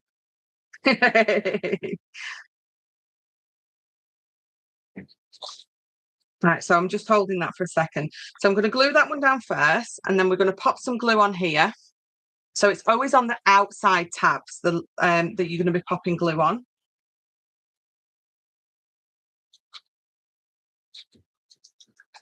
And then I'm going to just tuck that under. I'm going to tuck both of them under all the way and stick it down. So you've only got glue on the outside tab, but you're going to tuck both of them under. Because then what that will allow you to do is that. And always do it this way. Don't try to pop the glue on and don't try to have it stood up while you're trying to stick it down because it's going to go wonky. So stick it and then flatten it. And then we're going to do exactly the same. We're going to pop glue on that one and glue on this one.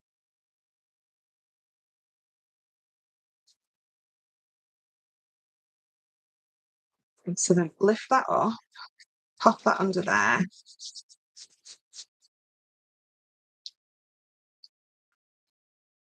And it's going to lift because it doesn't want to stick for you. Which is just about right, isn't it? There we go. There you go. Can you see? So you just tuck them both under, nice and flat. And then, oh, come here, you.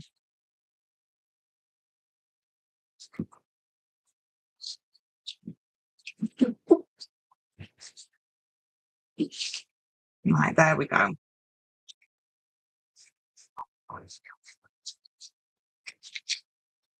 So let's do the other side.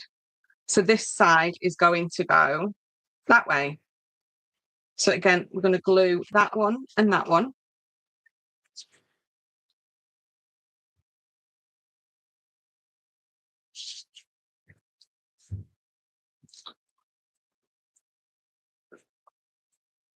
So just fold the first one under and line that up right at that score line. I'm trying to get it real level. So if you're not sure, bring that one up, okay, to there. Fold that down and just tuck it under, okay? And as you fold it, it's just going to fold where it needs to be.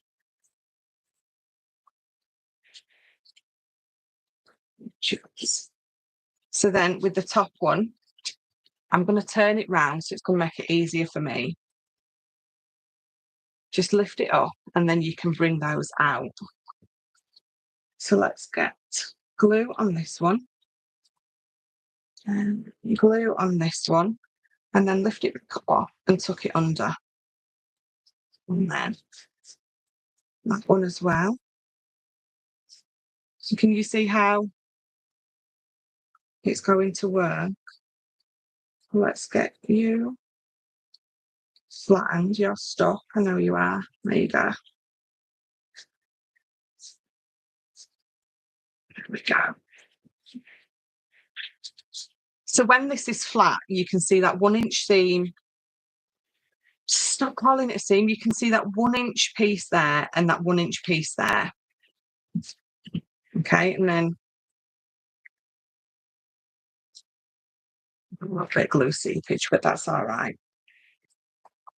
Bring it back round.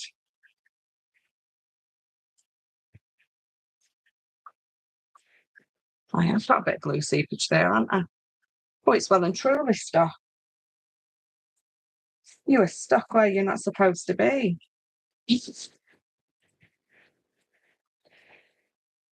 Oh, it has. It's all stuck where it's not supposed to be.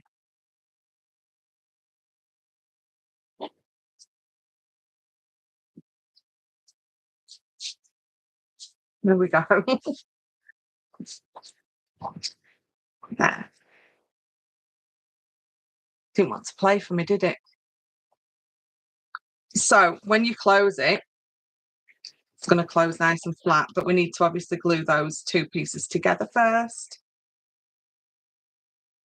You, my dear, you're really not sticking where you should be. Let's just add a bit more glue. Just lost its stick for me. It's better.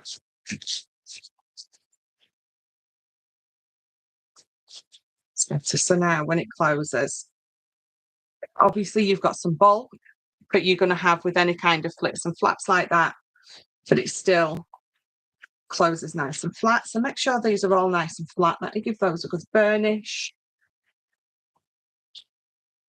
And then the only other thing you need to do now is glue this here, because those two need to stay together. So a bit more glue.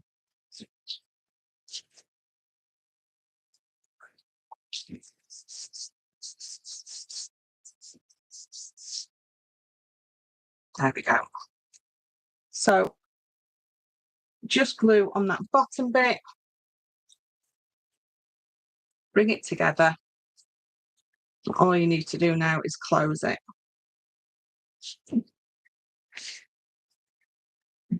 And then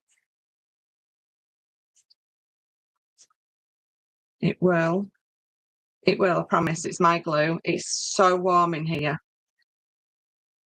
Those will glue together. Right, let me see if I've got some. It would make a nice card. They make it. Obviously, mine are 4-inch deep. You can do them a lot smaller. You can do them 2 inches high if you want, and it looks nice with 3 as well. I've only done 2 because I wanted those photo mats to be a certain size.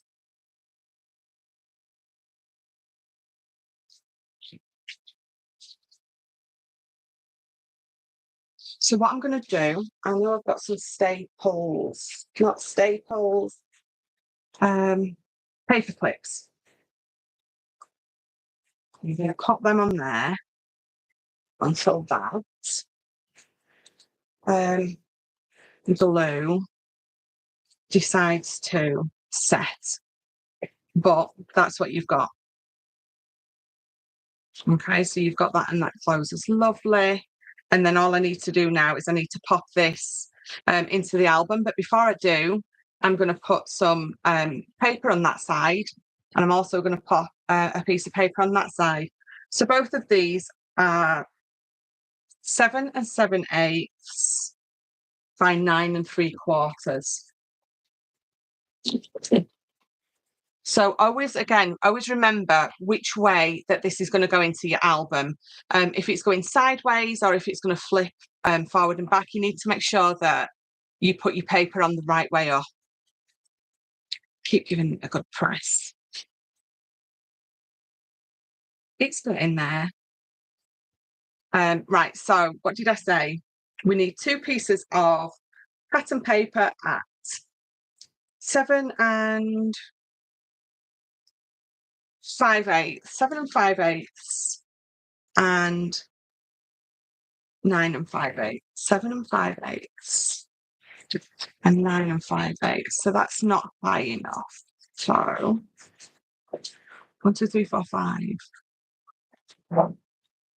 If you're sort of starting to run out of paper and you wanting to use up the rest of your scraps, we can be popping that on there like that.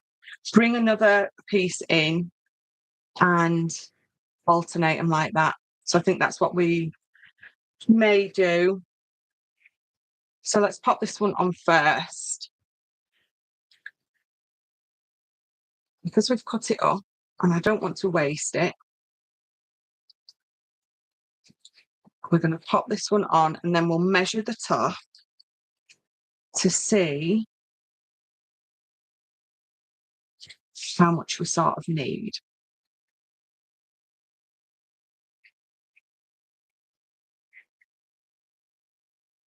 So do we? No, we don't. Let's do it with this one. So just grab your ruler and see what you think you need. So 1.5. So let's cut that to 1.5. And what did we say? 7 and 5/8. One of these days, I'll shock myself by actually remembering something. So you just trim a little bit more off of that for it to fit lovely up there.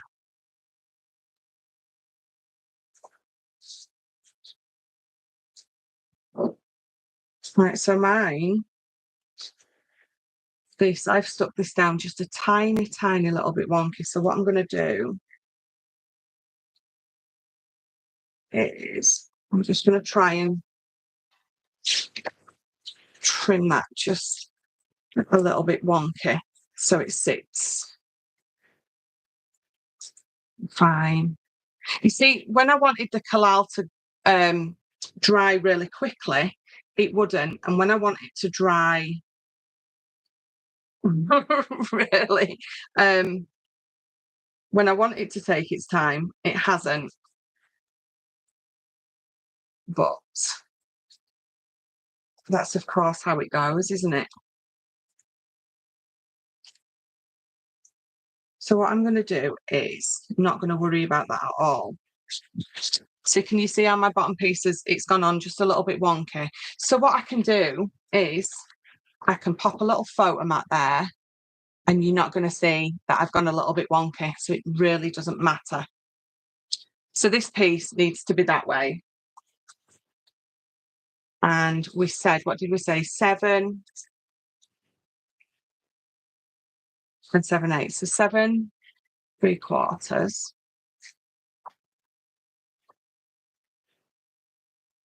Perfect. And what was it? 9 3/4. So we're just going to go down that 1/8 of an inch. And that should be perfect.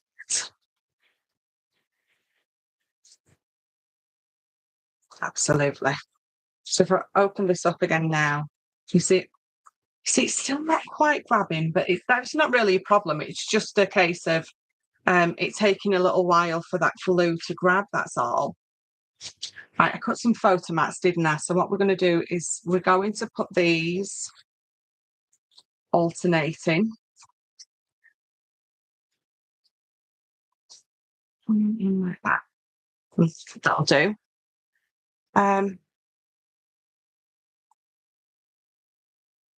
Sorry, just trying to read messages.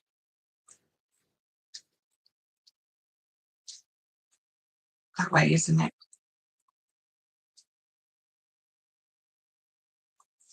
Okay.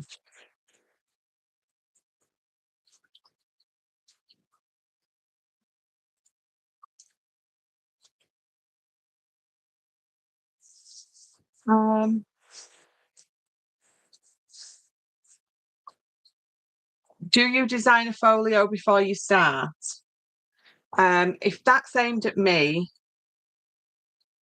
yes and no. Don't think I really do. I think I always sort of try to sketch something down. And by sketch, you've seen my sketches, so you know what I mean. So a bit of an idea in my head, but you can guarantee once I get working, it evolves into something a little bit different. Because I think it just, especially with the folio, you get to a certain part and you think, actually, that bit would look a little bit nicer on that piece and things like that. So for me, no, I do start off with the intention of having that sort of set design in my head or wrote down. I mean, obviously lots of people do. I think when you're designing it from the start, so this one was going to be a lot different to what it is. A heck of a lot. for no other reason than as you start going through and you've got this piece that folds out here, your mind sort of goes, oh, actually, this would look so much better if I did this to it.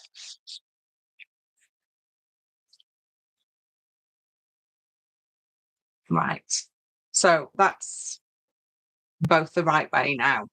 So I can attach this in to here. So my tab is going to go behind there. And remembering this is 8 inches wide and I've gone down. So this is 7 7/8, just so all these, when they fold in, are nice, and there's enough space. They're not going to catch or anything like that. So I'm going to turn this upside down to make it easier for myself. And then let's get some glue on this tab.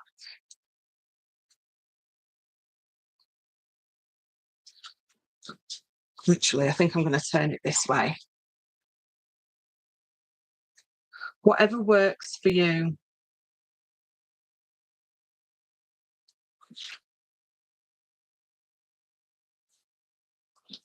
So I think it's pretty central. Got a little bit of glue there.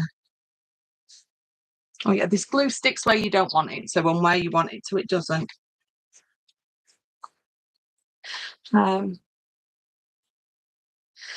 Don't like the sound of your voice. Shannon, do you know what? I hate the sound of my voice. But being on CC and having to do it, it just meant that I had to get over listening to myself. I always remember Leanne saying, when you get home on a night and you've done your day's worth of shows, watch your shows back. Watch your shows back for how you were, the things that you were saying, if you felt that you've missed anything, things like that. And just to see how your show went and how you think you can improve. So obviously doing that, you get more used to your voice than you think you want to. Does that make any sense? Right, so I'm going to give that a second. So it's going to open up, look. That glue is grabbing now, but I'm still going to leave those paper clips on.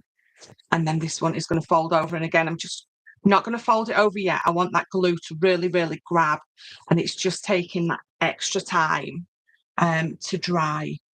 So have I been here 2 hours already?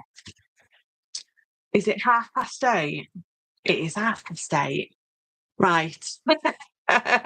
I'm like Michelle, I start out with an idea, but make changes as I go along. I think it's more fun that way. I think it evolves and you find something a little bit more fun to do.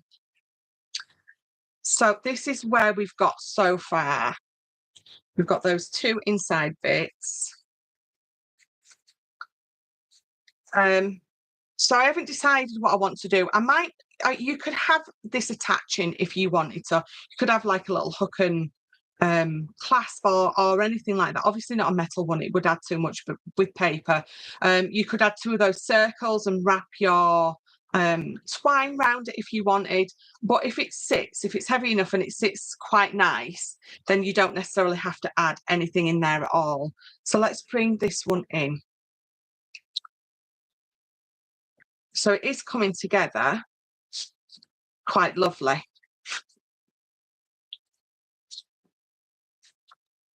And those papers really do make it look lovely, don't they?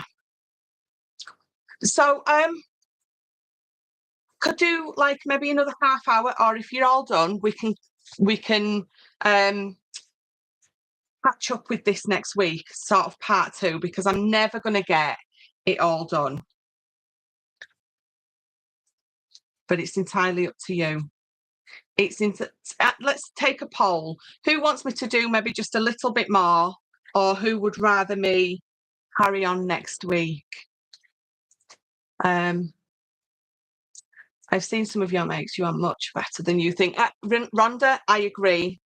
I absolutely agree. I think Lynn doesn't give herself enough credit. I think she's a lot better than she, a little bit more, please, than she gives herself credit for. Absolutely. She so is. Right, so can you see on the back? Obviously, they're layered a little bit because I've made some of my glue tabs deeper than the other. So you haven't got all 4 of them are going to be a 1/2 inch deep. Some are a little bit wider. And again, it just spreads that depth out. I want to watch you for longer. Carry on, please. Happy for you to carry on, but if you want to pause here for food, well, I'll tell you what, I'll have a little drink and then we'll do a little bit more. Right, so where are we up to? What did we say needs to go on next? Oh, we've got these really big pieces, haven't we? So this is what's going to go on next. So that's going to pop under there. And that is one of those side pieces. And then this is one of the others. So if I bring you this in and open that up for this one. I know we haven't done the bottom yet or this, but obviously we will get to it. So we've just done this piece, which is going to fold in there. We'll do that bottom piece next week because that's a little bit longer. We did those puzzle pieces. We've just done those 2. And I think what we'll do is we'll just do one of these. So I'll do one of these and then we'll probably call it a night. So this left side, let's pop that there. We're going to do. So it's entirely up to you. I normally don't have something heavy on both sides. So I've got a photo mat on the inside, but then I've got this here. So that's what we're going to do. So on this side, pattern paper and a photo mat. So let's see if I've got something big enough. Oh, I tell you what, let's just cut another design up because why not? And then I'll print some more off the next week.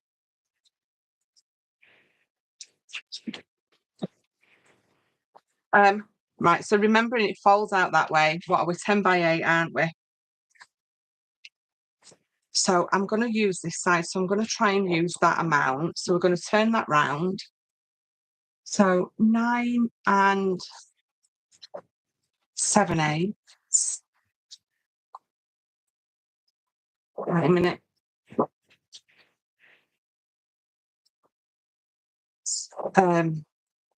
Not 9 and 7/8, isn't it? It's 7.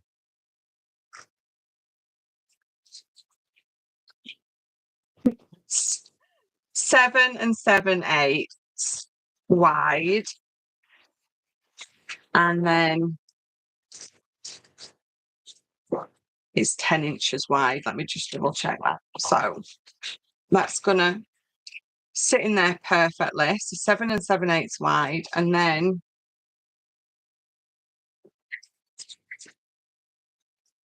seven and 7/8. Is that right? We'll soon find out.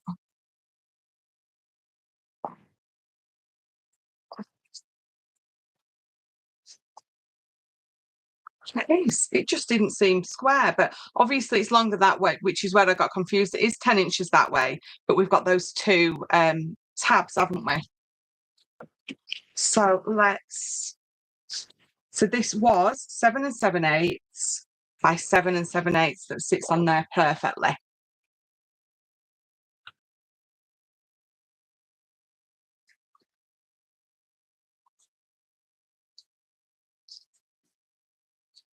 So I'm going to pop that on there and give myself that lovely border that I like. Have I have, haven't I? Should be on that way, shouldn't it? Let's try that again. It's a good job it's square, isn't it? There we go. So again, I use a photo mat. You could put a photo mat on there. If you've got a circle die and you wanted to use a circle one, you absolutely can do. I'm going to leave that blank because it's really, really pretty and I don't want to cover it up. So what you could always do if you wanted is in the sheets of 3x3s that you get, the smaller one that's on there, you could pop that on there as, and use that as just either to tuck something behind. Let's cut it out. Because it's always nice when you've got the smaller piece that matches the bigger piece.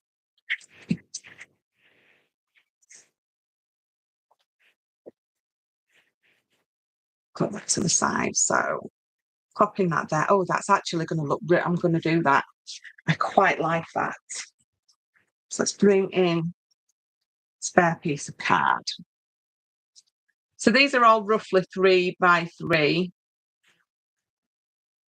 So I'm just going to pop that on there. And then we'll just trim it down.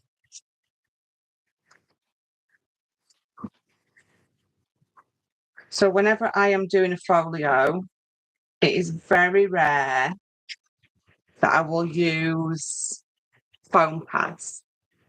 Because I think when you've got all those extra pieces, all those extra flaps and things like that, I don't think you need the added depth with foam pads either. So if I do create a pocket or anything like that, like you saw me do before, I will just use a bit of glue. I won't, give it that extra height. So what I'm going to do is I'm just going to glue down that side and across there. And then what that gives us is just a lovely little pocket to just tuck things behind. So as much as it's not giving us a lot of depth or too much extra weight on the other side, it just allows us to do something like that. So if you've got some lovely little tags, you can pop them in there.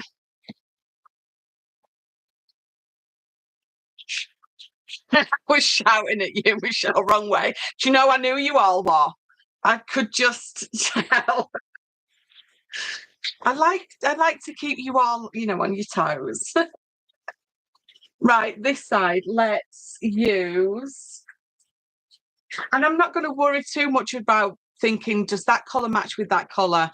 Because as a kit as a whole, I think it all works beautifully together because it's the theme rather than the colour what works beautiful.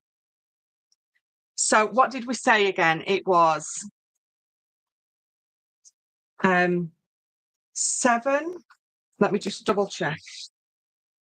Yeah, 7 and 7/8, wasn't it?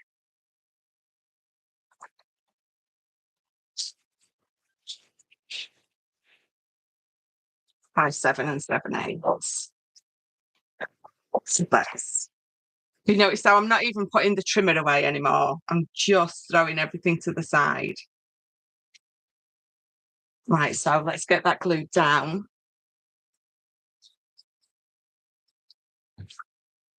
The way I closed it. Okay. I've got to say, really, really enjoying this. It's been so long since I've really crafted, where I've talked to you for 2 hours and haven't even realised. So there you go. So obviously that's how it's going to open. That's the inside. This is the outside, and this is where we're going to create this little pop-up piece. So it's just a 6x6 card. So I need, where's my card? I need a 12x12 for this one. And we're just going to cut that down to 6 inches. Cut that down. And then this, obviously, it's just almost like a 10-fold card. We're just going to score it in half.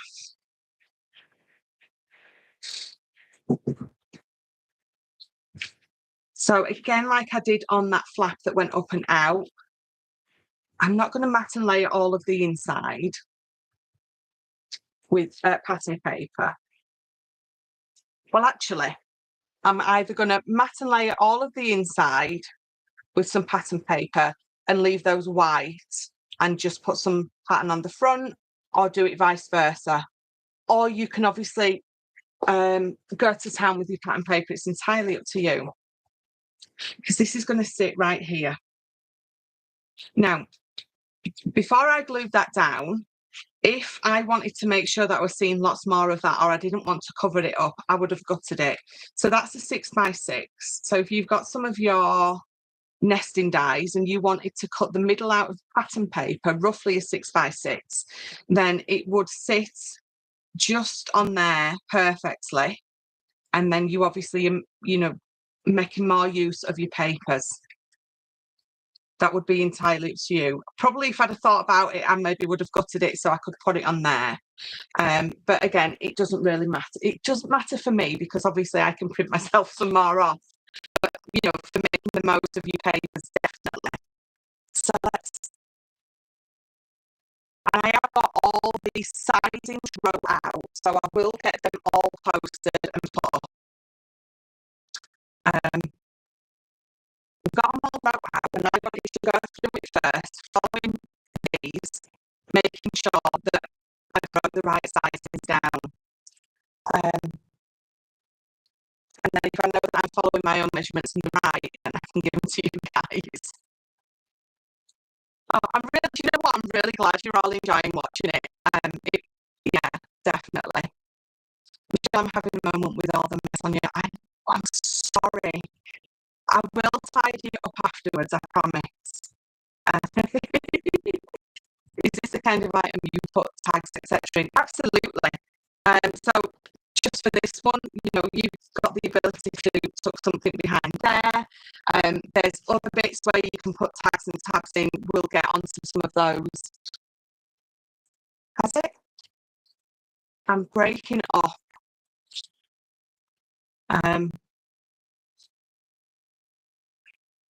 It wasn't me. I didn't do it. I haven't touched anything. Is that any better? Let me know. No?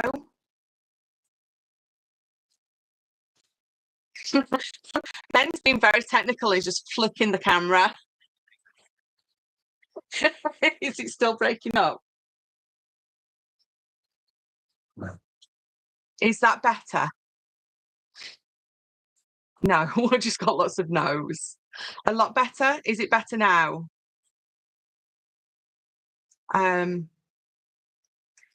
It's better now. Seems okay now. Better. Ben, so obviously the camera's above me. Ben just flicked it. It started working again. Don't get much more technical in this house, can I just say? No, it is. Oh, perfect. Oh, good. Yes, this is. We're obviously going to put some pockets and stuff on the rest of the album where you can put in little tags and things like that. So yes, so I just wanted to include lots of stuff. You have all the flips and flaps out. Was it Lynn who asked? Did Lynn ask that? Did you see the original album when I showed you the walkthrough? Because I can give you another quick look through it if you want. Right, what did I do with this? When in doubt, smack it. Absolutely. What's that film? Is it Deep Impact, where they go to the Russian space station because they're trying to save the Earth? Something goes wrong and he says, "This is how we do it in Russia," and he just starts smashing away at things. I don't think he was far wrong. Can I just say? About the tags, yeah, it was me. Yes, so absolutely. I'm being a bit frugal with my tags because I'm just being a little bit tight. But these, if you just glue here, you can put tags into those. And the same with that. If you just glue around there, you can stick a tag up there. But yes, all these flips, I've got two little pockets here. add something on there to include a pocket. The same here, include pockets on these. Maybe we'll go in depth more next week with extra pockets. But when you open it up, even these, you could include something underneath where you can put some tags in, but you really want to be seeing them. So I could really, if I wanted to, just add a piece of card just down the side and obviously just glue it right to the edge, at the edge, and then you can have things tucked under there as well. So you literally really can go to town with a tag and pockets and everything. I've got more pockets on some of the other bits that we're doing, but for this one, I thought I'd have a play and we'd add some extra fun stuff. But when I glue this down, so even though this is going to open like that, I'm going to glue it down there and across the bottom, and then straight away I've got places that I can add some tags into. I think that was it Armageddon. I knew it was one of them, Armageddon or Deep Impact. When my husband's granddad used to have tech issues, it would go flying across the room. Usually cause more problems than it fixed. Yes, but I absolutely get that. I understand that. Right, so let's have a look. I could pop that on, but for me, it's too close. I want the alternating colour. So actually, I've got this. Oh, I'm going to use that one.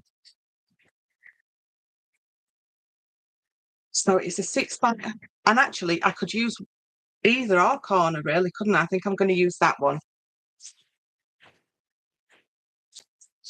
So we're going to cut this down to 5 7/8 and by 5 7/8. And straight away, where is it? There it is. What we can do on here straight away is include a pocket. So I can either cut it across the bottom, I can cut it on an angle. I'm going to cut it across the bottom. So let's just to show Green how easy it is to pop many tags, tabs, and pockets. So let's cut that off at 2. And I'm going to trim, because I want to leave space, I'm going to trim just to slide that to the top. So then what allows me to do is I'm going to pop that right up to the top. And if I pop that right down to the bottom, it gives me that space. And straight away, you know that you can be using that as a pocket. Or an alternating colour. What you can do is get just a thin strip of this. So 1/4 of an inch maybe. We're just going to put a thin strip. Obviously, I need to make it as wide as that, which is 5 7/8.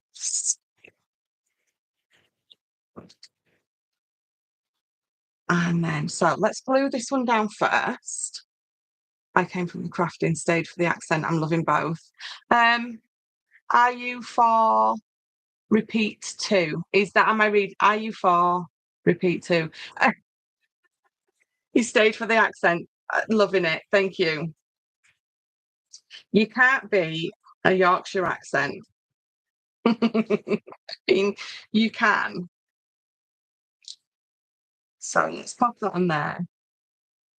And before anyone says anything, oh no, I've done it right, haven't I? I thought I'd stuck it on upside down. Right, let's get this. And because it's an alternating colour, it's really going to enhance that that's a pocket. So it's up to you. I've just done a thin, I've done 1/4 of an inch, but if you want to make it a lot thicker, obviously you can do. These final sort of finishing bits and bobs is really a personal preference thing. So now, when I pop that on there, it really shows up that it's a pocket. So I'm just going to glue round that edge.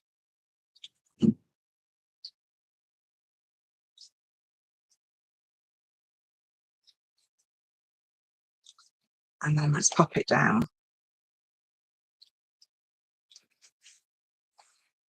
So remember, when I'm just going to tuck those, I'm just going to push it in the tiniest little bit. It will bow, not enough to make any difference to anything, but enough difference for you to be able to just really easily do that. It doesn't even bow it enough that you were going to notice it at either side. It's just enough to make it everything easier for you. So there you go. So straight away, I've got a boring Midwestern accent in the States. Yeah, I think a Yorkshire accent to people in the States. I think it's when we're on your movies or anything like that over there, it's very much a Dick Van Dyke in Mary Poppins sort of accent, isn't it? It's very what did they say, plum in cheek.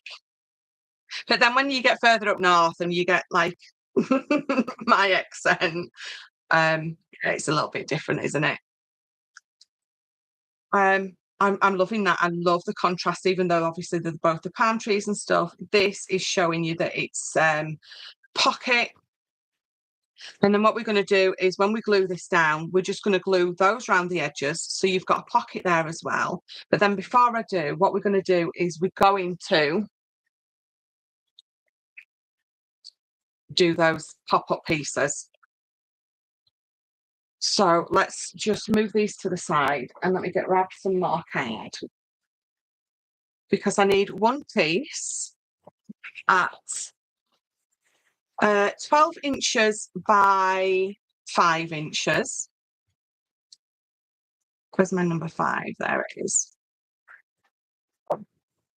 And then we're going to need another piece that is 10.5 by 4. So let's trim this to 4 and 8.5 by 3. Ooh. I like that I got all those out of one sheet. So this one's 8.5 by 3 inches. This one is 10.5 by 4. So let's trim this down to 10.5. And then this one is, what did we say? 12 by 5. So I don't need to trim that one down at all, do I? So let's bring in my scoreboard. Right, so what we're doing, score, right, we're going to score. If I score this at 5 inches, can you see here? I don't know if you can quite see. They're just poking out over the edges. So if I score this one and make it 5 inches high, I make it 5 inches high that way, when they all close, it pokes out a little bit. You can see it there, can't you? So what we're going to do is we're going to score it just under the 5 inches. So we're going to go at 4 3/4. And then I want a 1 inch. So we're going to go to 5 3/4. And then 10.5.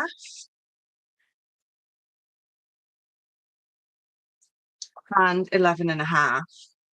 And then that gives me my tab as well. So it's literally, we're just making one of those. So let's just give these all a good burnish.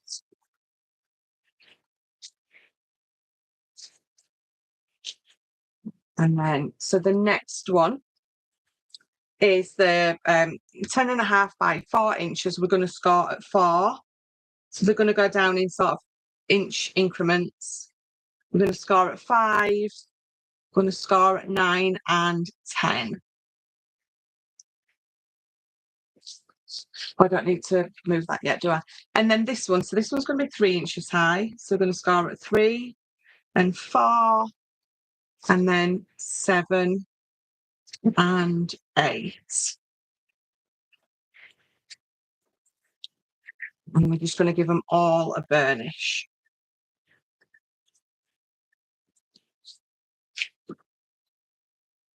Oh,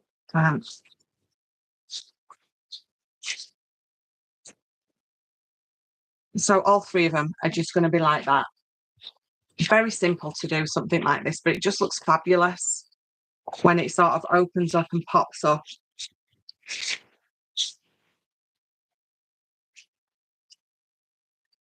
And then last one. Right, so all we need to do now is very simply glue all our tabs. I'm trying to make sure that my mess is far enough off of sort of camera so it doesn't upset Matt too much. Denise, got to go. Not sure how long I'll be. We'll play catch up later. Bye, guys. Thanks so much, Michelle. Thank you very much for joining. Don't forget, part 2 will be next week because will not get it all done. But that's all right. It means I don't have to rush, and we can still be adding all those extra bits and bobs as we're going along, all those extra pockets, things like that.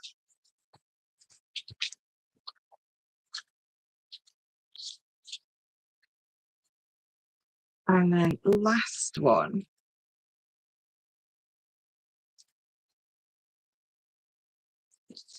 So on my sample, I obviously kept everything blank because it was just me doing it in white to make sure that I was quite happy with the base for everything.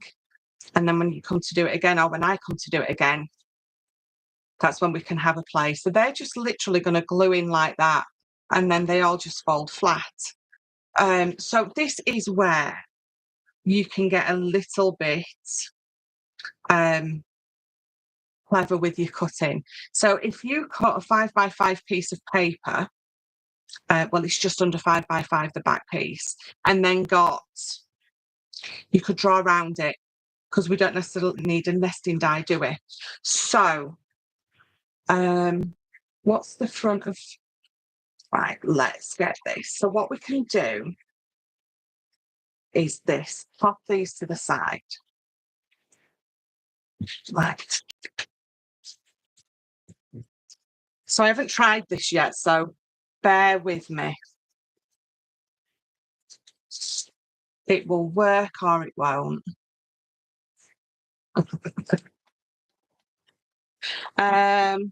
So we're going to 4 3/4 by 4 3/4 because that gives me, let's trim it down just a little bit more.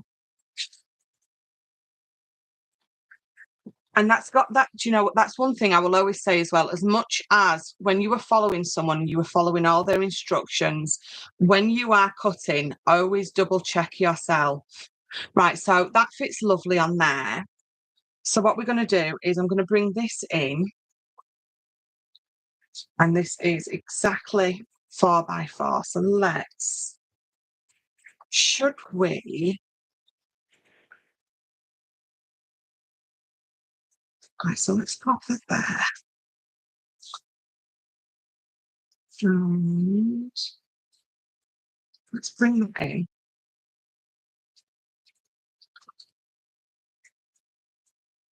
Right, so excuse me, keep checking. So what I'm going to do,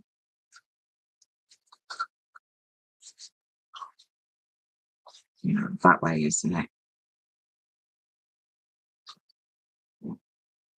Right, I'm going to bring this in. It needs to go right to the bottom. Your bottoms need to meet each other. So we're going to pop that there. That is as near as makes a difference, I think, in the middle.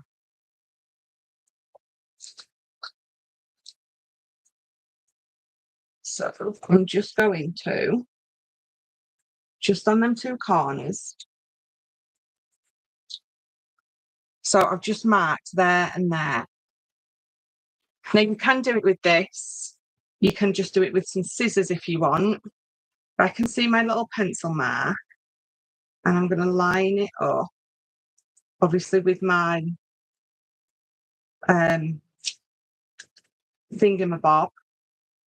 And because you've got lines here and here on this, I can see my line there and I can sort of roughly know where to stop.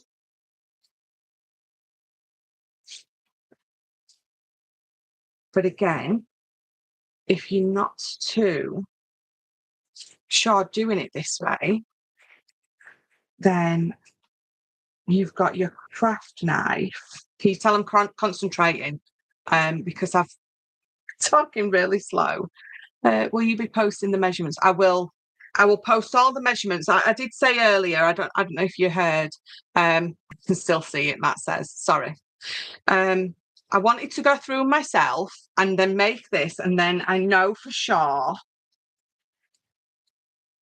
that they're correct. And then I will post them on my page.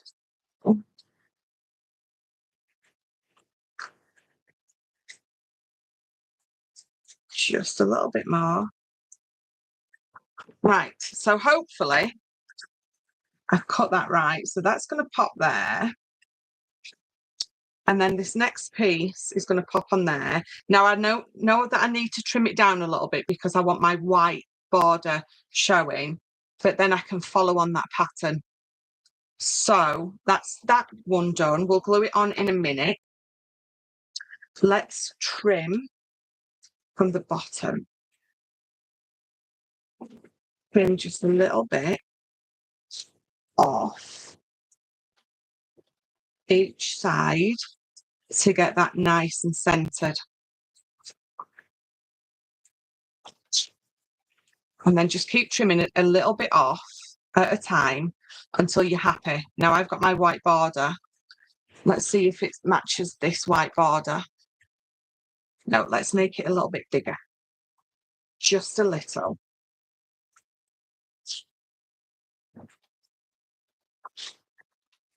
Right. Is that? Yeah, that's right. So I'm happy with that. So we're going to do that again. So it was really quite simple to do that. You just need to take a second with your measurements and your cutting.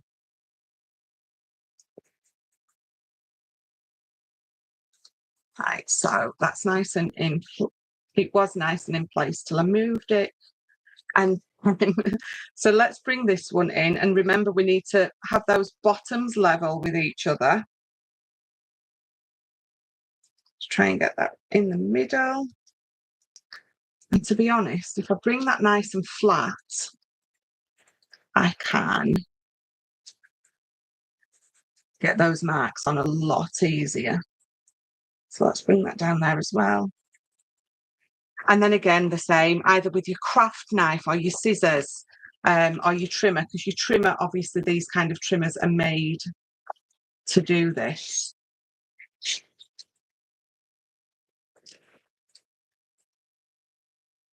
Oh, I can see it. I lost it for a second. And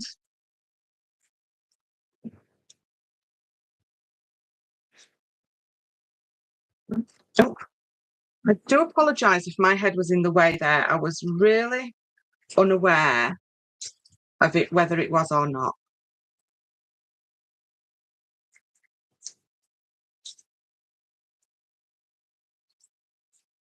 So let's put that on there.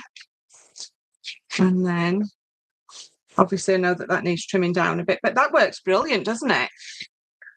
So all I need to do is, which way does that go? There we go. Right, I want to trim just a little bit from both sides. And then just a little bit from the bottom. And now you're going to have that pattern follow on really amazingly. So let's bring them all in. And hopefully it looks as good as I think it's going to do. Right.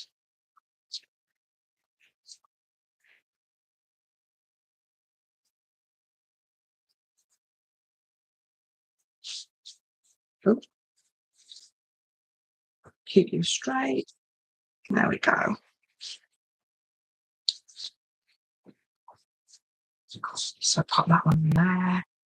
I don't know what I was thinking to myself about making apertures in them so you can see photos all the way through, but it just didn't sort of feel right or sit right. I don't know. I just didn't sort of want that. And then when I was sort of thinking about it just now, I thought actually, and hopefully it's going to work. So what way did we say that was? Way.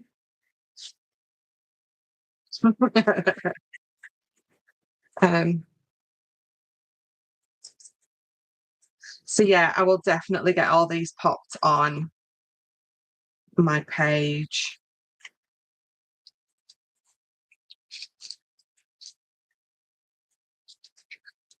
Right. You've got a couple of different options there. I'm just looking for my main piece. So we're gonna, I think, yes, let's glue that in first.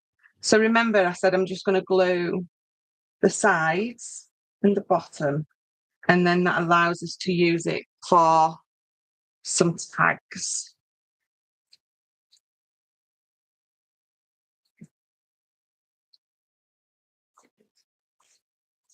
A little bit of glue.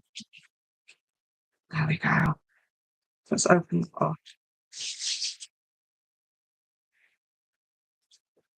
So you're going to glue it to the bottom and you're going to glue it to the back.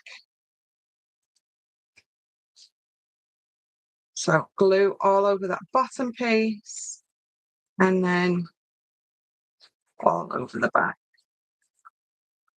I actually missed a trick there.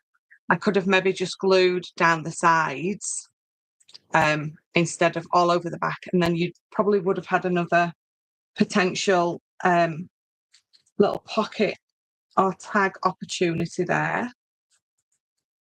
So just getting that centered, pushing it back right into that. We'll just go with seam. We'll just keep calling it seam. That's score line. Let's give that a second. So each gut will fit on the next. Yes, will fit on the next one. So that is what it's looking like for now. But then we're going to pop that one on there. Wait a minute. Oh, it does work. And then that one on there. Oh, whose idea was that? It was a great one.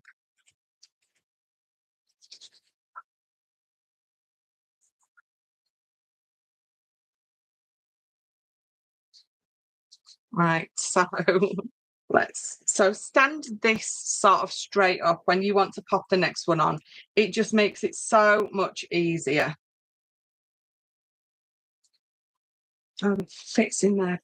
Perfect. Right, the only thing I haven't done is that I've got two little pencil marks there that I should have got rid of, but it really doesn't matter because I can get rid of them at some other point, and then we're going to pop that front one on and then stick this last one. So let's pop you there. Right, so let's give it a good.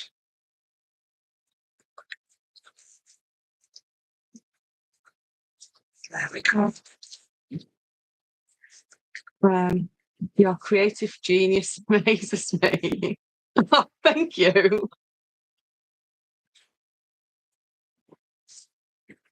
Right, so again, my glue is taking a while to fully go off, but doesn't that look, you see it pinging up? Come here, you. Doesn't it look great? And that's it. I didn't have no plans to do that on that particular sort of pop out. And that's how it evolves. Was it Rhonda who was saying she's exactly the same? You sort of get halfway through it and you think, oh, I wonder if this would work.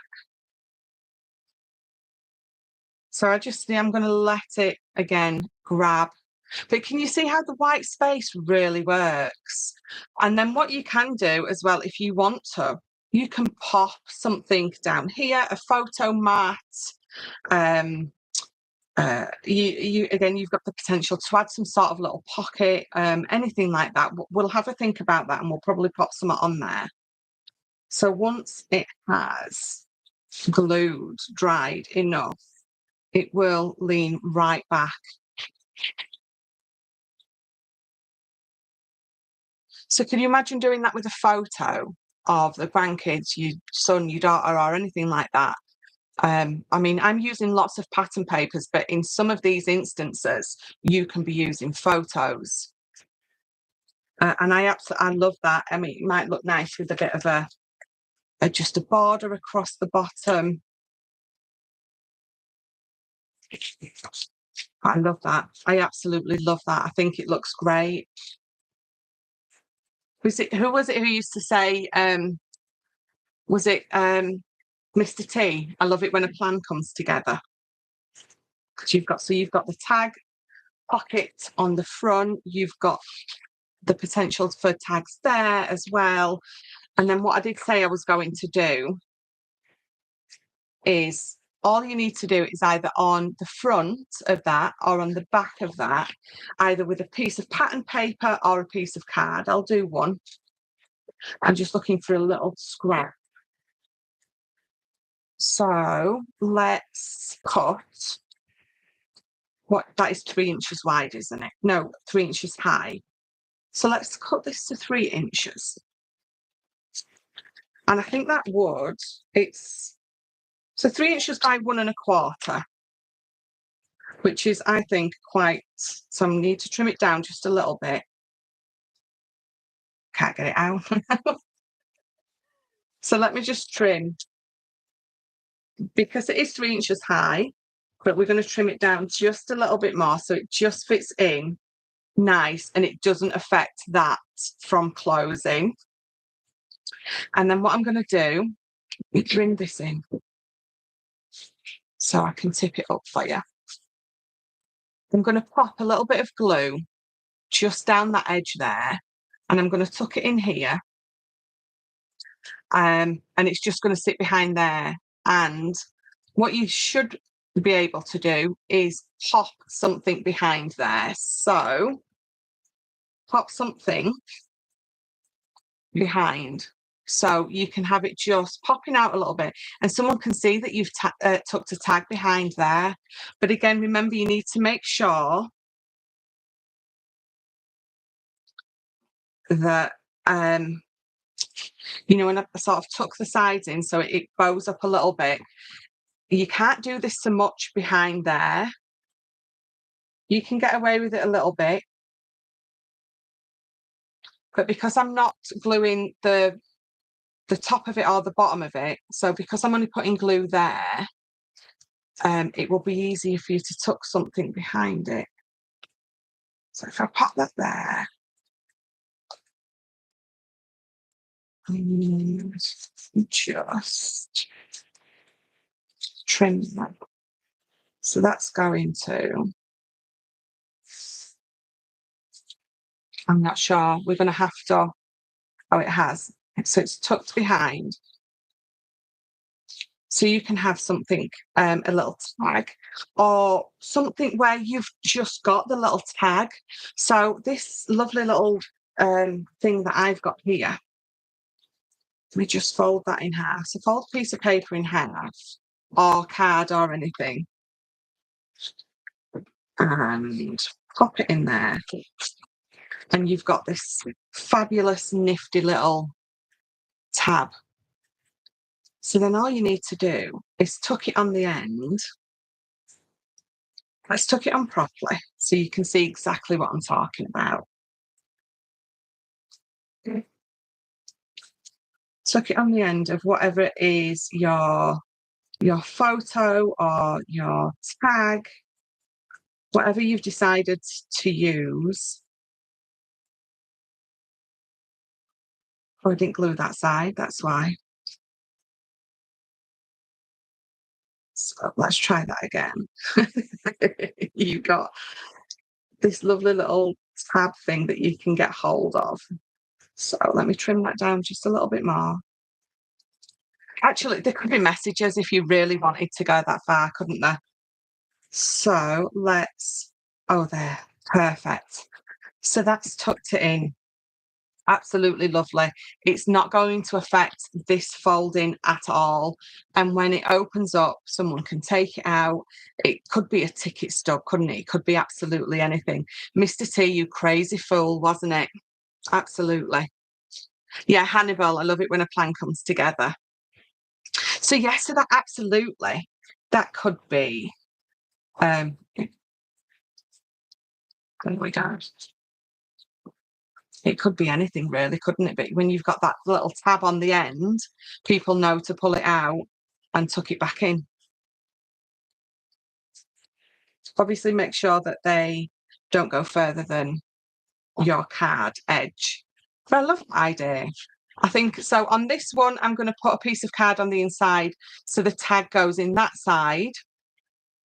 And then on the last one, I'll put it on that side. So I've got tags poking out sort of alternate ways. And you can't see that in there at all. It's not